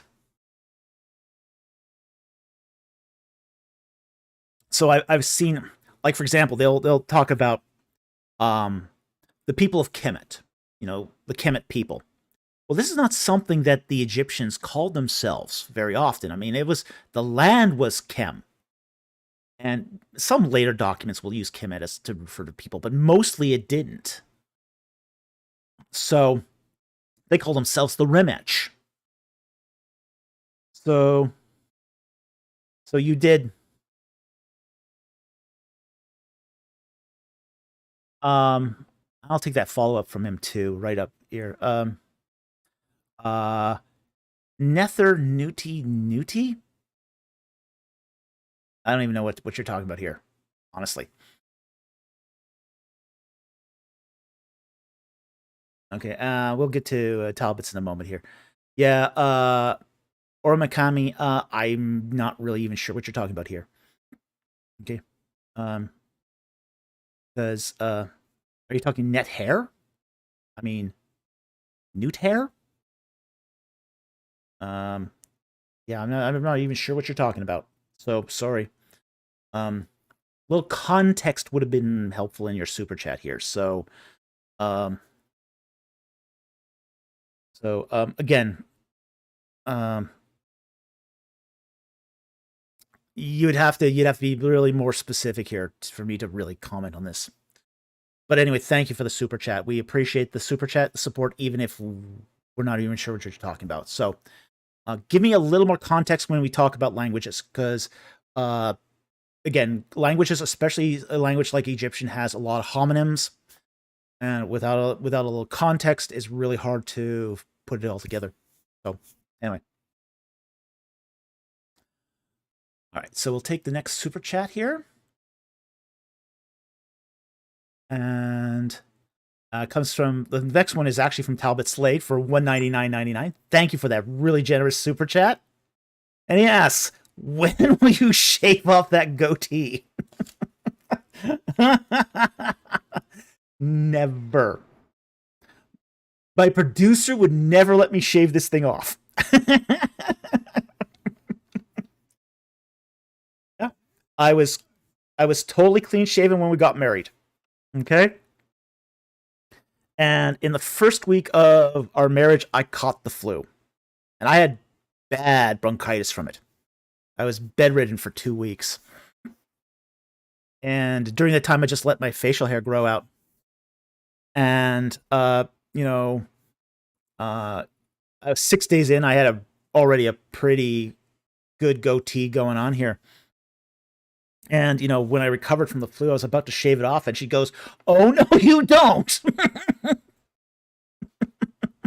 "Oh, no, you don't. You don't touch that goatee." "Yes, dear." "Anything you say, dear."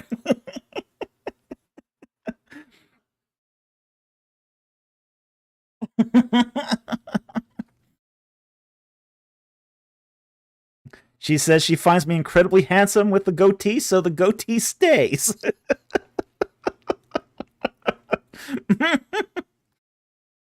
But yeah.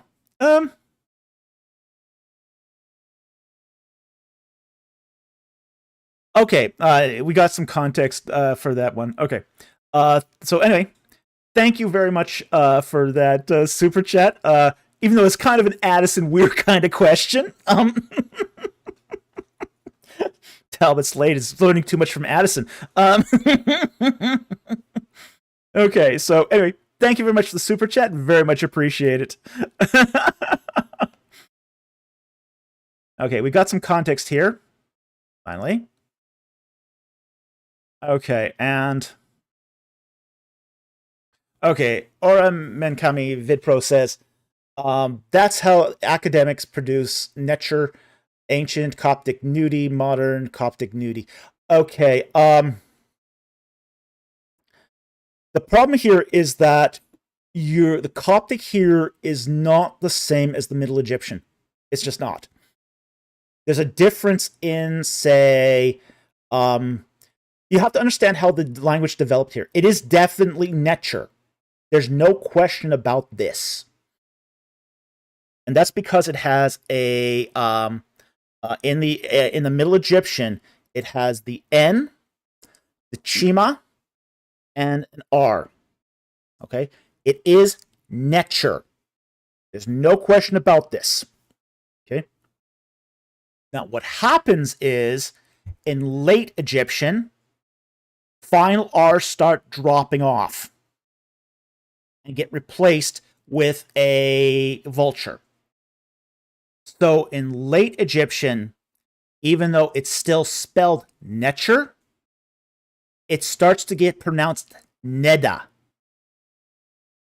So then by the time you get to Coptic, the R drops out and is replaced with the final vowel, okay, which is Nudi, okay.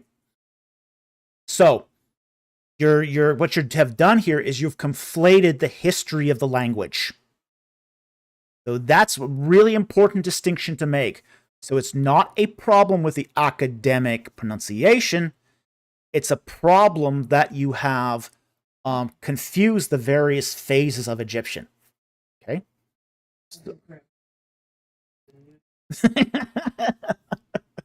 Yeah, Andrew Graham, nuded. So the other thing is too, there's also a vocalic shift. There's also a vocalic shift that happens between late Egyptian and Coptic as well, where the chima becomes a d, a dentate. Okay, so that's why you get nuda or nudi in Coptic, but Middle Egyptian and even late Egyptian, it's still Netcher. Although the pronunciation is spelled Netcher in late Egyptian, but it's pronounced Neda. So that's just how languages change over time. Egyptian language has a long history. It's got 3,000 years of history. It went through several vocalic changes over time. So, Naruto. Dark Blade hats Naruto. But thank you for clarifying that. Because that it wasn't really clear what you meant here. But Netcher is not a CH anyway. The scholarly convention is to use a T with an underscore, or a TJ is which you find it more often in say transliteration. But that's because it's definitely a chima, a ch sound. And there's really no question about that. The history of that word is well established. It's really well established. So there's no mispronunciation here. But nowadays, with that Creole Egyptian, you're not quite understanding how it's pronounced in the ancient times. It's just, you're conflating all the periods of Egyptian to get that Creole. So, the academic pronunciation here is not incorrect, in short. So anyway, thank you for clarifying that question. Really appreciate it. Okay, I think we got another one here from Talbot. I didn't miss any in between. Okay.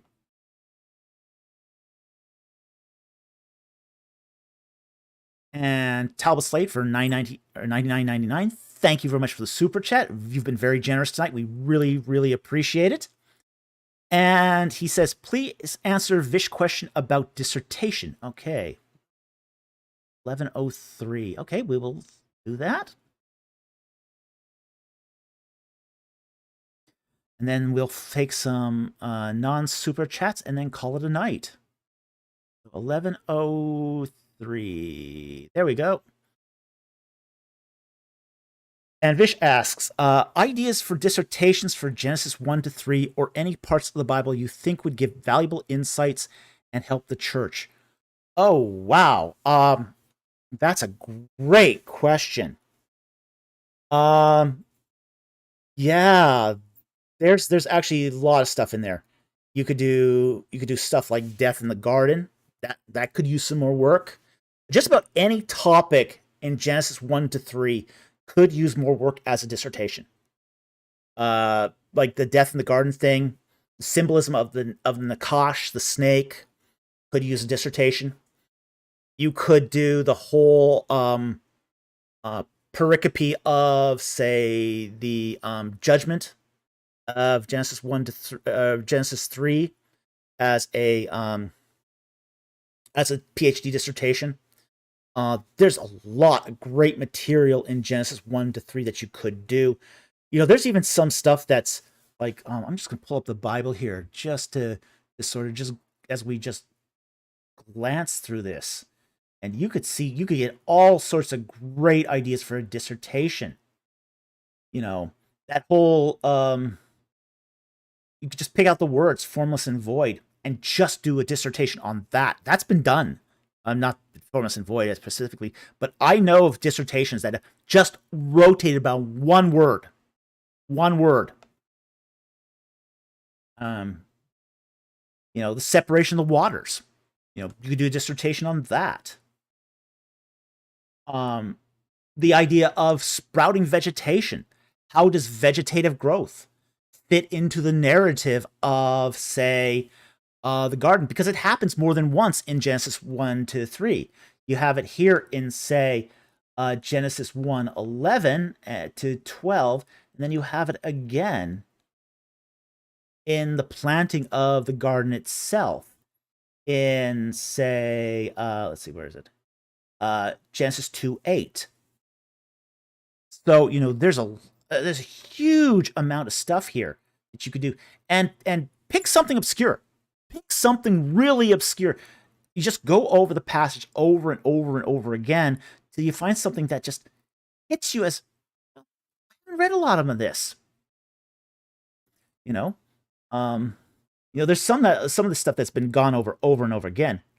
But talk about the rivers. What's the symbolism of the river here?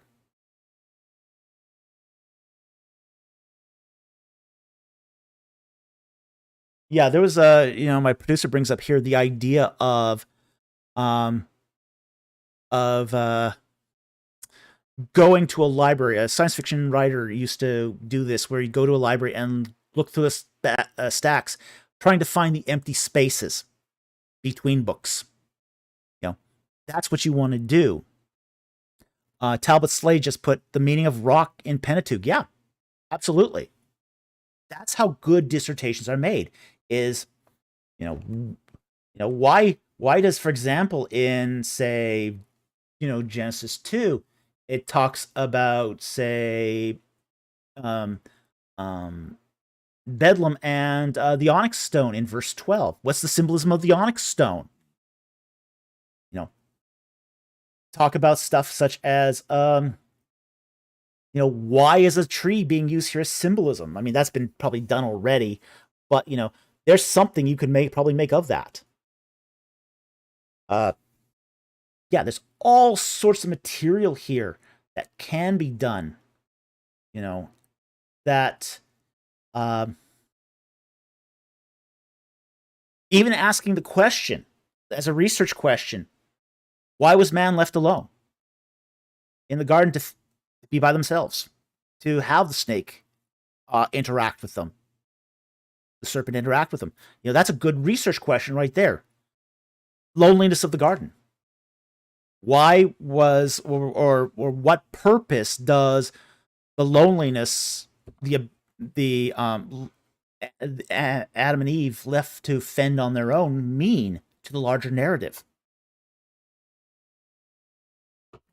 So there's a lot of material, a lot of things that require more amplification. What is the significance of being naked in the garden? Okay, what tension does that cause? Before the fall, none. But now you've got, why is it significant that Adam and Eve are naked in the garden and need to have been clothed before being cast out? Why didn't God have clothes made for Adam and Eve after casting them out? There's all these questions that can be asked of the chapter. The whole enmity thing, and in 3:15, what does that mean to have enmity? Again, it's a one word kind of a study, but these are important studies. One of the things when I was at seminary, we were asked to do word studies. We did a word study, and One of the things that our professor did was he said he took a passage and he said, pick one word in the passage and do a word study on that word. Now, not word study like a lot of people think, don't go to Strong's. Do an actual study where you're looking up peer-reviewed articles on a word. And he said, don't take a obscure word, take a common word and do this. So I picked a common word, yada. In Hebrew, it means to know. It can also be a euphemism for sexual intercourse. Okay? I found 5 peer-reviewed articles on that. 5. Only 5. I'm thinking, this word is super common and super well known. There must be a huge amount of material on this. Nope. 5. Most of the research of even, say, simple things that you just expect to be commonly researched haven't been done. Or at least not done sufficiently. You could take a really super common word and do a whole study of it. And you're pretty likely to get it published because nobody else has done it. Or at least not done it for a long time, or not done it very well. Like verse 14 in Genesis 3. Cursed. What does that mean? What does the whole cursed thing mean? I would bet you, the word rare. I'd bet you dollars to donuts you probably may find 3 articles on this.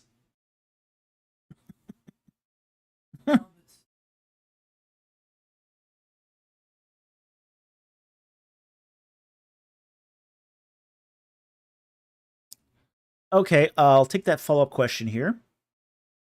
But anyway, I mean, that's...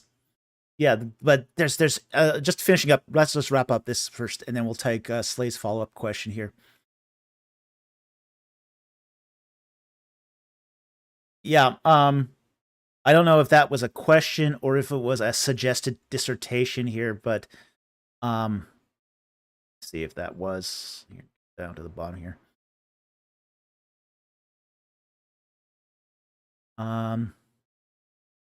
Slade adds, did angels fall between Genesis 1:4 and 1:3 as claimed by Augustine? Yeah, that's a great topic for a dissertation. Yeah. Oh, he says it's a suggestion. Yeah, it's a great topic for dissertation. Yeah, great topic. Absolutely.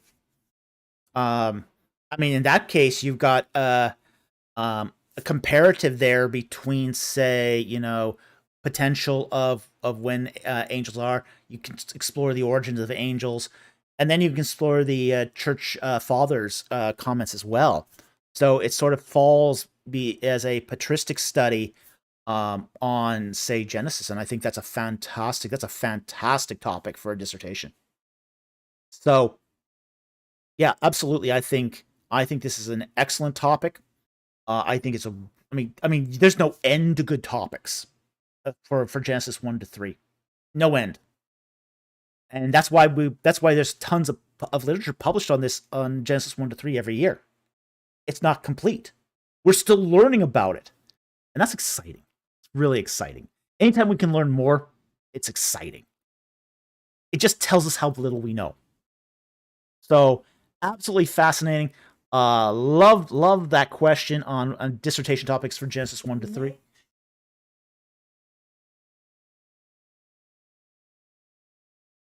Now my producer points out comments that you should make sure there's enough research there to do a dissertation.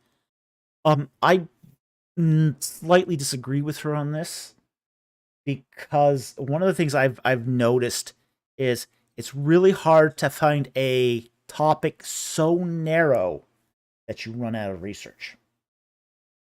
Now, if that has happened, what's sometimes done, I've seen this happen, where a researcher will run out of information. It doesn't happen very often. It's pretty rare. But in that case, what will sometimes happen is they will allow you to do a second topic too. I've seen 2-topic dissertations where the first topic is done and then a second one is done on top. There was a pretty famous Egyptological one that did that. For a dissertation, they care more about the body of work than its cohesion anyway. So, but yeah, I think this is a great topic here. You'll find there's going to be lots of research done on Genesis 1 to 3. So you should never run out of material for this. Your problem's going to be making it narrow enough, not making it broad enough. It's almost never the case that's too broad. Sorry, it's almost never the case that's too narrow. It's almost always the case that's too broad. So anyway, thank you for that suggestion. It's a great suggestion, but yeah, there's no limit to the amount of oh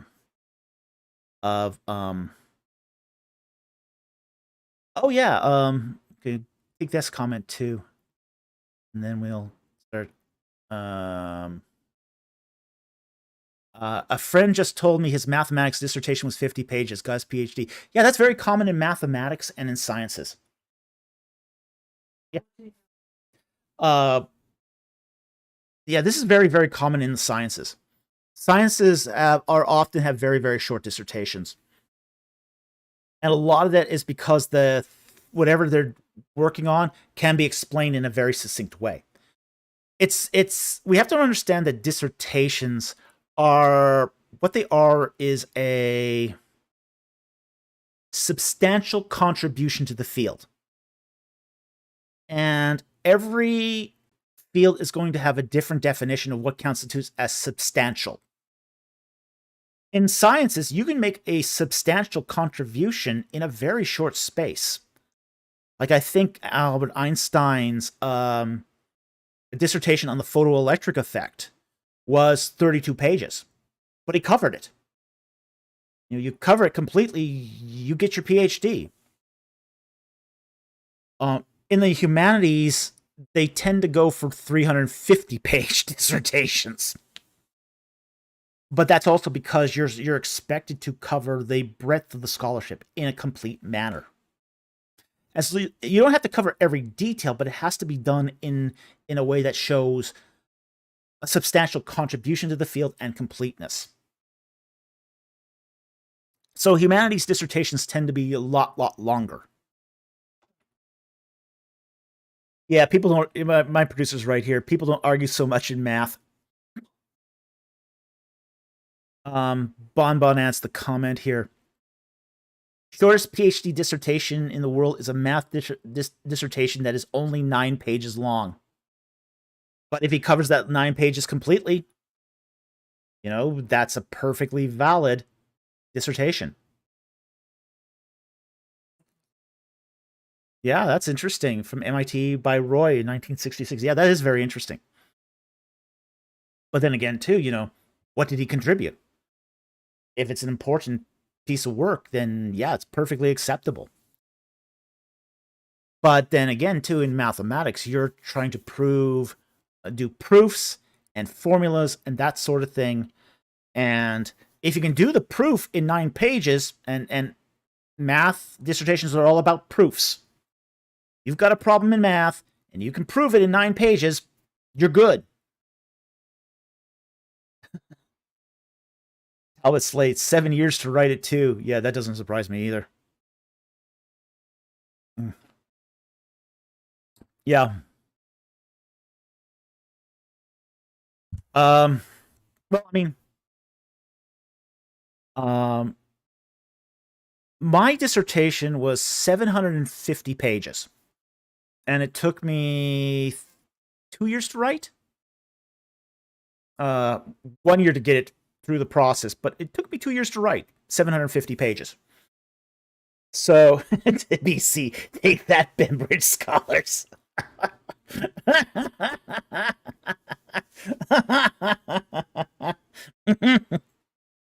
Yeah. I mean, I'm a very fast writer once I get going. I'm a very disciplined writer once I get going. So, I did my dissertation was 750 pages, and it took me 2 years to write. So you can do it. It's possible to do a dissertation, a large dissertation, fairly quickly, as long as you got the say the discipline and basically you've organized your thoughts well, and you just do it piece by piece, do it incrementally, and you can do it fairly quickly. But it's very uncommon to do a 750-page dissertation in 2 years. It's very uncommon. It was so uncommon, in fact. Well, I told my advisor that was going to get my PhD done in 3 years, and I said to him that or in 2 years, because I run out of funding after 3. So we wanted to make sure everything was sort of done by the time. And I submitted my dissertation after 2 years, and he said to me, I told him, he didn't have a examiner lined up. And I said to him, well, I told you I was going to do this in 2 years. He goes, well, everyone says that. No one actually does it.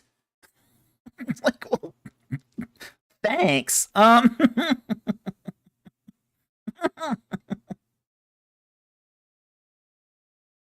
so it's entirely possible to do a dissertation really fast. I mean, it's if you have the discipline to do it. Yeah. But a lot of PhD students don't have writing discipline. So a lot of them take a lot longer than they need to actually get their PhDs done. So, it's like I said, completely possible to do it quickly. It just takes the discipline to do it. So, anyway, now that we stuck it to the Bembridge scholars, let's take some non-super chats here. I don't think we have any more, do we? Just make sure I haven't missed any. And... okay, that was the last super chat. So we're going to take a couple of non-super chats, and then we're going to call it a night, because we are already after midnight.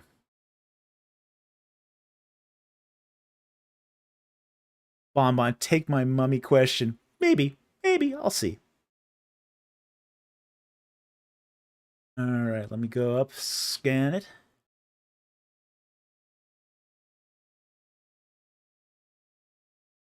Okay, Bonbon asks, how would ancient Egyptians react if they saw our pop culture view perception about mummies resurrecting from the dead, becoming monsters, and haunting living people? They'd be horrified. Okay? It would be the equivalent of people digging up your graves and basically using the skeletons as puppets. Okay? It's just they'd be horrified by this.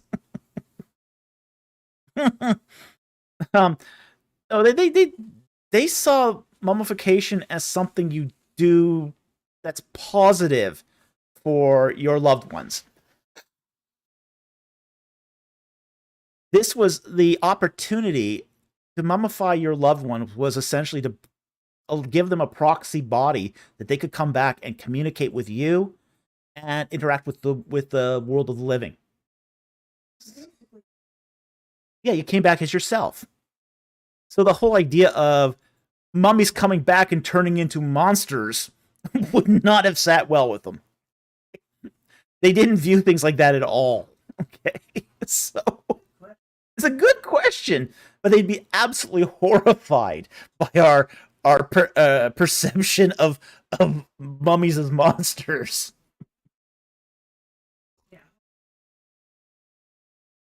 Yeah, Hollywood would not sit well with the ancient Egyptians. So anyway, thank you for that question, and interesting question though. It's an interesting thought experiment, but yeah, definitely interesting. Okay, I'll take another non-super chat. Go back here, and let's see here.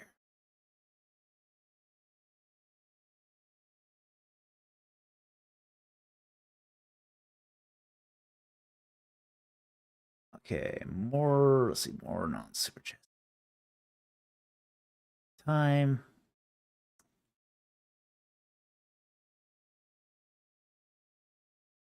I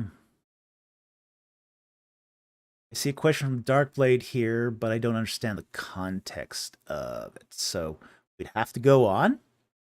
Next one here.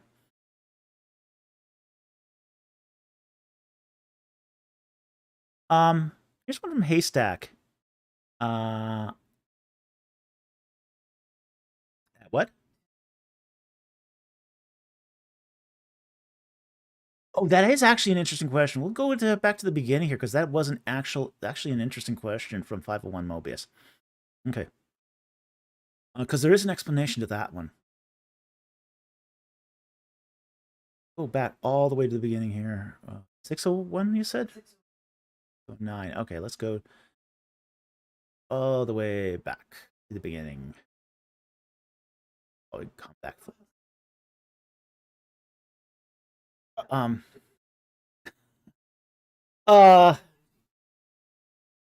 Mobius asks, for the 10th plague, why did the whole family have to go through the rigmarole? Why not just smear the lamb's blood on the doorpost and go for a walk at night and leave the firstborn at home? Okay, there's a reason why. Because it's communal guilt.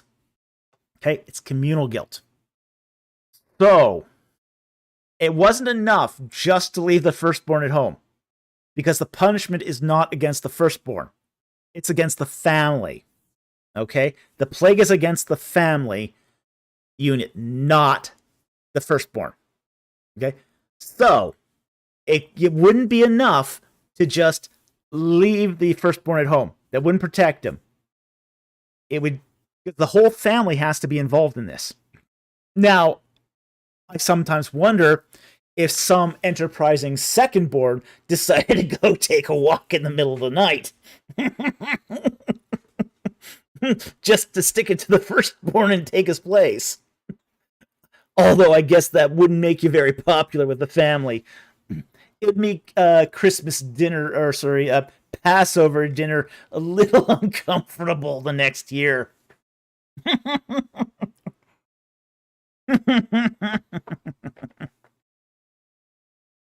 Yeah, so yeah, it wasn't protection against the first.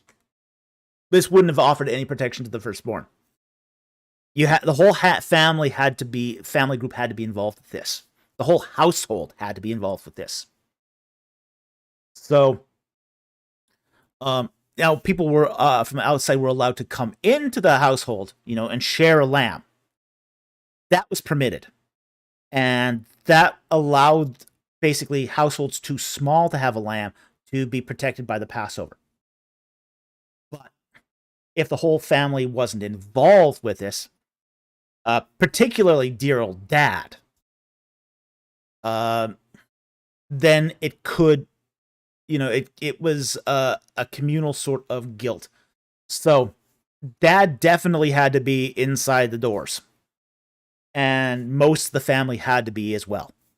Because again, this is an idea of, say, communal punishment. Or, the plague was to punish and judge the Egyptians. So if you didn't want to be part of that judgment, the whole family needed to be indoors. So, it's a great question, but it also sort of misses the point that this is basically a communal guilt. Communal guilt that has to be covered over with the blood. Because it's communal guilt, the family has to be involved. But again, some enterprising secondborn might get ideas here. So anyway, that's a great question. Thank you for that question. Really appreciate it. I also saw a good question just come up from, I think it was Talitha? Let's see here, was it? I saw it at the end here. Or was it Talbot Slate? Okay, yes, Talbot Slate here asks it. Question, have you seen any more ghosts at work? No, not since I changed jobs. Yeah, that was that first job was had some creepy stuff. I mean, really creepy stuff. And it wasn't just the ghost. Okay, I've only saw it once. I only saw it once, to be very honest. I only saw it once. Other people seen it too, though, so it wasn't just me.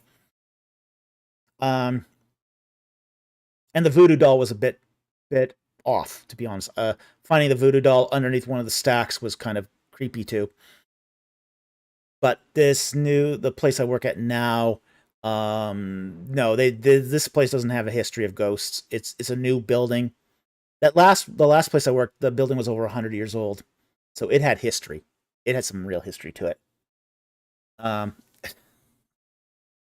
So nope, haven't seen any more. Prefer it that way. Thank you. So anyway, thank you for that question. But no, haven't seen any more since. Once was enough. Quite enough. Okay, let's take some more non-super chats here.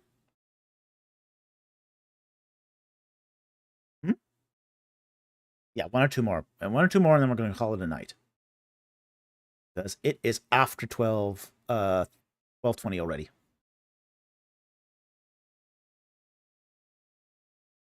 BC, tell us the ghost story again next week, maybe. Ask me again next week for that. Okay, so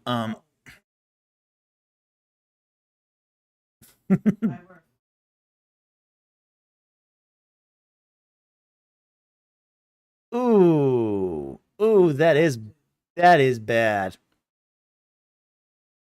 Okay, I'll put that up here. Where is it? 12:19. Andrew Graham says, "If I were a pharaoh, I would like a tomb with a pyramid with windows, otherwise known as a tomb with a view." Ooh, that bad, so bad. Ooh.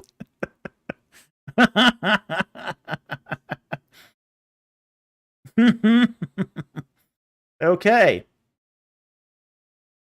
So, anyways, what can I say about that?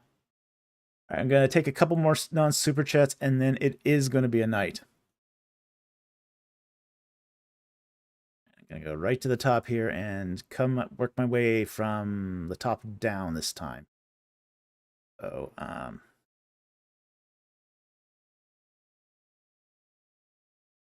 right from the top. Okay, at least close. Yeah, that's pretty good. And here we go. Let's start from roughly. I'll start from 9:16 here and work my way down. I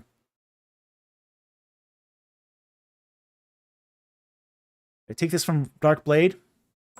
Is the bronze serpent in Numbers 21:9 related in any way to the Caduceus, a winged staff of Hermes with the two? I know I butchered that pronunciation of that. With the two coiling snakes, or the rod of Asclepius, wingless staff with one coiling snake? Probably not. There was a lot of, say, for example, in Greek mythology, the snake was associated with healing. Okay, so and that's because the snakes shed their skin, and they're seen to heal themselves through the shedding of skin. So that's kind of a common theme throughout many cultures. So a lot of cultures use, say, the snake as a healing sign. So this is just common to basically the world. I mean, cultures all around the world use the snake as a healing symbol, just because of that. You know, we see even in Mesopotamia, like in the Tale of Gilgamesh, where Gilgamesh is given the branch that gives him, supposed to give him eternal life, and the snake comes along, eats the branch, and then sheds its skin. The idea is that the shedding of the skin is that symbol of healing and eternal life. So A lot of cultures had that symbol because of that. So it's not in any way related to the bronze servant of Numbers 21:9, but they are sharing a common theme, a theme that's common across all cultures, or at least many cultures. So anyway, I hope that helped. Thank you very much for that question. It's an interesting question.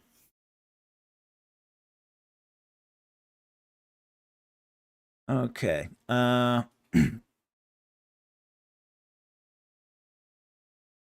This is going to be the last non-super chat of the night, and then we're probably just going to call it a night at this point.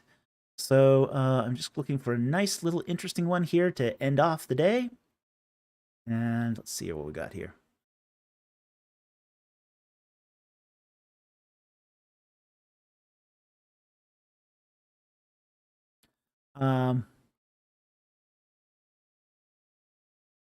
Here,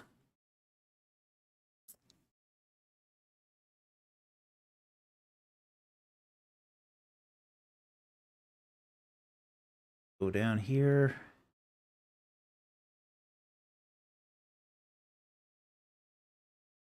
Let me pick something that's really sort of interesting for the last one here.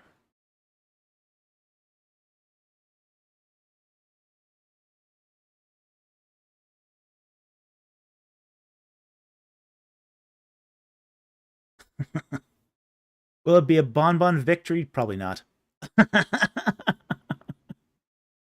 uh,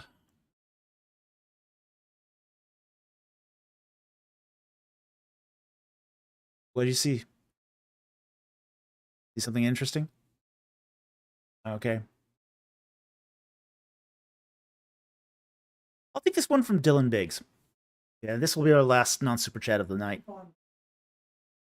Yeah, Bonbon, you don't be like that. You know, you've had lots of questions answered tonight. Enjoy what you've gotten tonight. Okay, okay. All right, this will be the final question of the night by Dylan Biggs. To what extent should ancient Near Eastern context be used in biblical theology? Where do you think it goes too far? Okay. BC Bonbon wants all the answers. Yes, he does. But this last question is for Dylan Biggs. Okay. Now, this was actually a question that was posed actually at a paper at ETS this year that basically made the argument that people shouldn't be using the ancient Near East to interpret the Bible. It was kind of a weird view, to be honest. That and his argument was that that the Bible has its own context, that it's a self-referential document, that that you shouldn't use any biblical context when you interpret, say, the Bible, just because it's a divinely inspired book. It's unique. It was sort of an argument for say, this is coming right from God. So because it's coming right from God, it doesn't have any relation to anything, you know, that was worshipped in the ancient Near East or any cultural things in the ancient Near East. It was just a strange argument. Strange argument. I haven't heard an argument like that for a long time, actually. Just because it's just sort of the idea that the Bible is not ancient Near Eastern literature is kind of weird these days. Okay, so that was an argument that was actually made at a paper at ETS this year. Now, obviously, I don't agree with that argument. So, what extent should ancient Near Eastern context be used in biblical theology? Well, first of all, it should be used to understand the texts. Okay, so that's a really important matter right there. where it goes too far is where what I would call parallelomania, where you start comparing it to cosmetic similarities, not actual similarities. Okay, where the Bible says borrows from other texts, and whether it's for shoring up a biblical argument or in a to polemicize against it. We do have that kind of borrowing too, where the Bible does borrow in some places from pagan sources to rail against it. So in order to understand how that railing and that critique that the Bible presents works, you are going to need the ancient Near Eastern context to understand what was just generally understood in the ancient culture. So, but where it goes too far is where you take cosmetic similarities and just go overboard with the parallels. Okay. The other thing I think it goes overboard on sometimes is when, say, people suggest that because it is similar to other kind of literature, that it must be taken from that literature. I heard a paper at ETS where the guy basically says that the theory that Deuteronomy is taken directly from Hittite suzerain treaties should be abandoned because it breaks down when you examine the specifics. And he's right. He's right. Now, there are aspects of both Hittite treaties that are similar to aspects of Deuteronomy. And where those similarities is a valid basis for comparison. But it's a different thing to say that the structure of Deuteronomy is taken directly from Hittite suzerain vassal treaties. So it was a good paper, and it sort of struck an excellent balance there between the idea that Deuteronomy was structured around Hittite treaties and basically said there's a common cultural element between Deuteronomy and between the Hittite vassal treaties that's shared across the ancient Near East. So you can make some comparisons to the Hittite vassal treaties, but ultimately you can't say the structure was borrowed from them. So that's where I think it would go too far.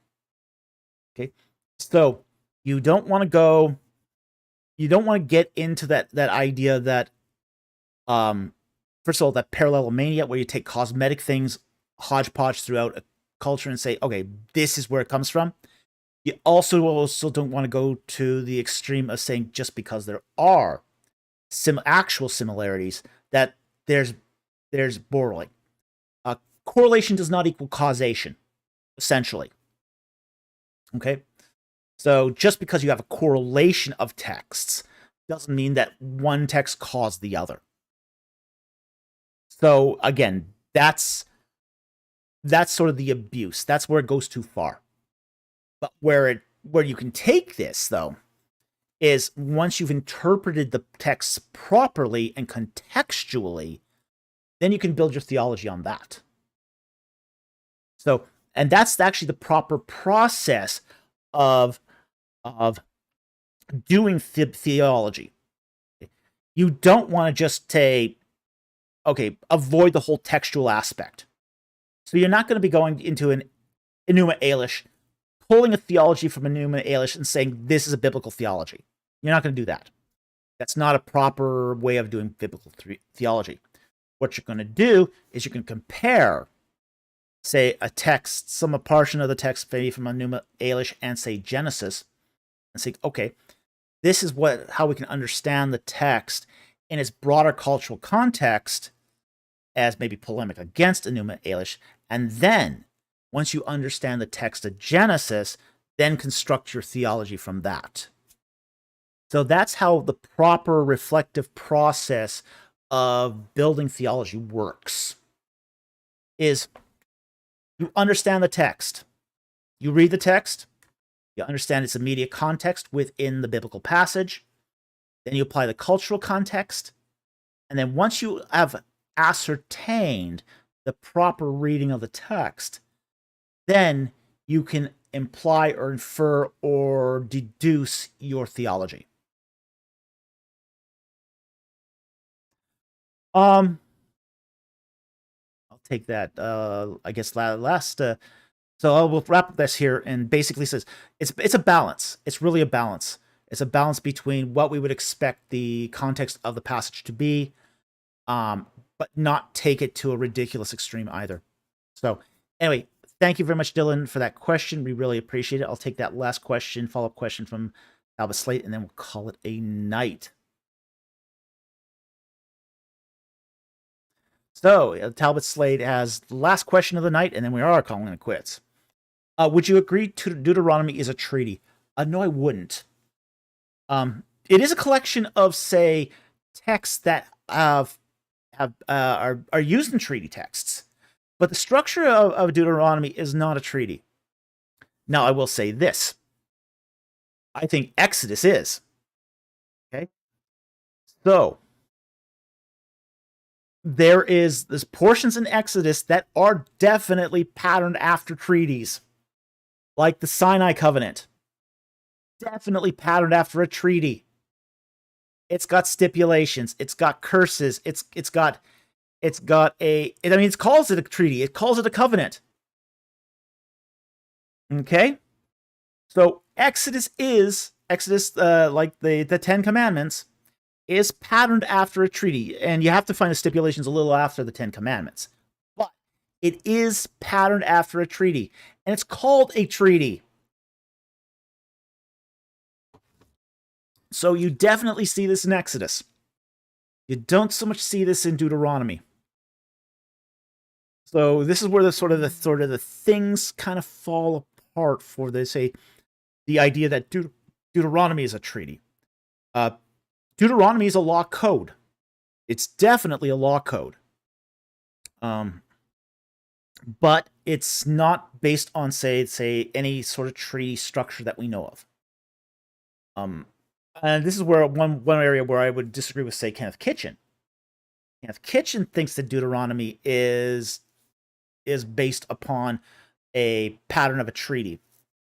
I think he goes too far with this. Okay, but I think his idea could be applied to Exodus, and at least part of Exodus, and still be valid. So, but I'll say this too: Deuteronomy has aspects of treaty language. Okay? And that's different than saying that it's a treaty, but it does have aspects of treaty language, such as the blessings and the curses. You find that in treaty code, not exactly like you would find it in, say, the treaties of the ancient Near East, but you do see it. It's very reminiscent of the language, but doesn't not completely like that language either. So, that's where I would sort of stand on this. Is that, like, for example, one of the things is, there's in treaty codes, one of the things you find is that there's a stipulation. There's a stipulation that the people must perform in order to maintain the treaty. And we see this in Exodus, where it's commanded that people keep the Sabbath as the everlasting sign of the covenant. That's a treaty stipulation. Therefore, sorry?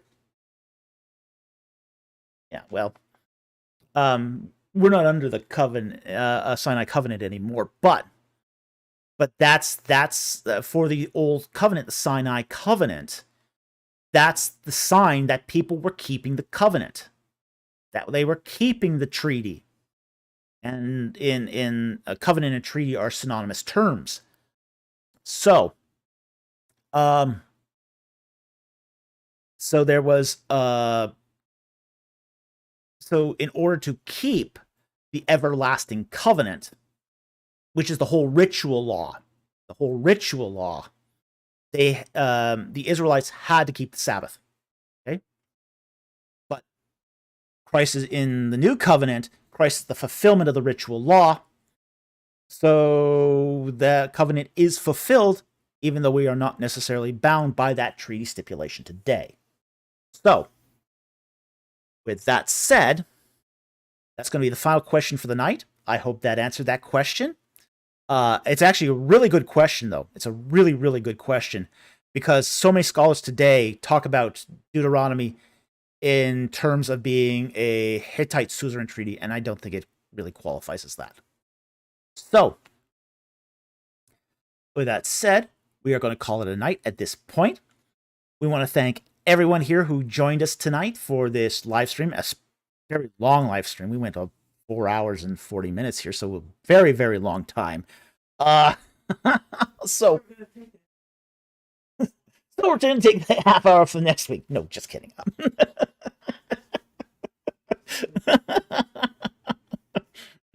So anyway, the fact is, if I was going to work tomorrow, I would have definitely cut it off earlier. But I'm not going to work tomorrow, so we showed a little grace tonight. So anyway, I want to thank all our super chatters and the people who donated to us tonight. We're so appreciative. You're helping us get to full time very, very quickly, and we really, really appreciate it. We also want to thank our Patreon and our membership supporters. You'll notice that light over there is now working after the demonic harassment of 2 weeks ago. And we thank the super chatters, the Patreons and the membership supporters for supplying the hardware budget to keep us going. We also want to thank our regular subscribers, you guys who watch the channel, who comment on it, who hit the like button.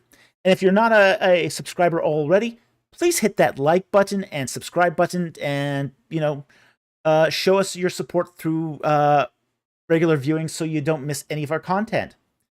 And with that said, thank you very much for watching tonight, and I will see you next time on Ancient Egypt and the Bible. Good night, everyone.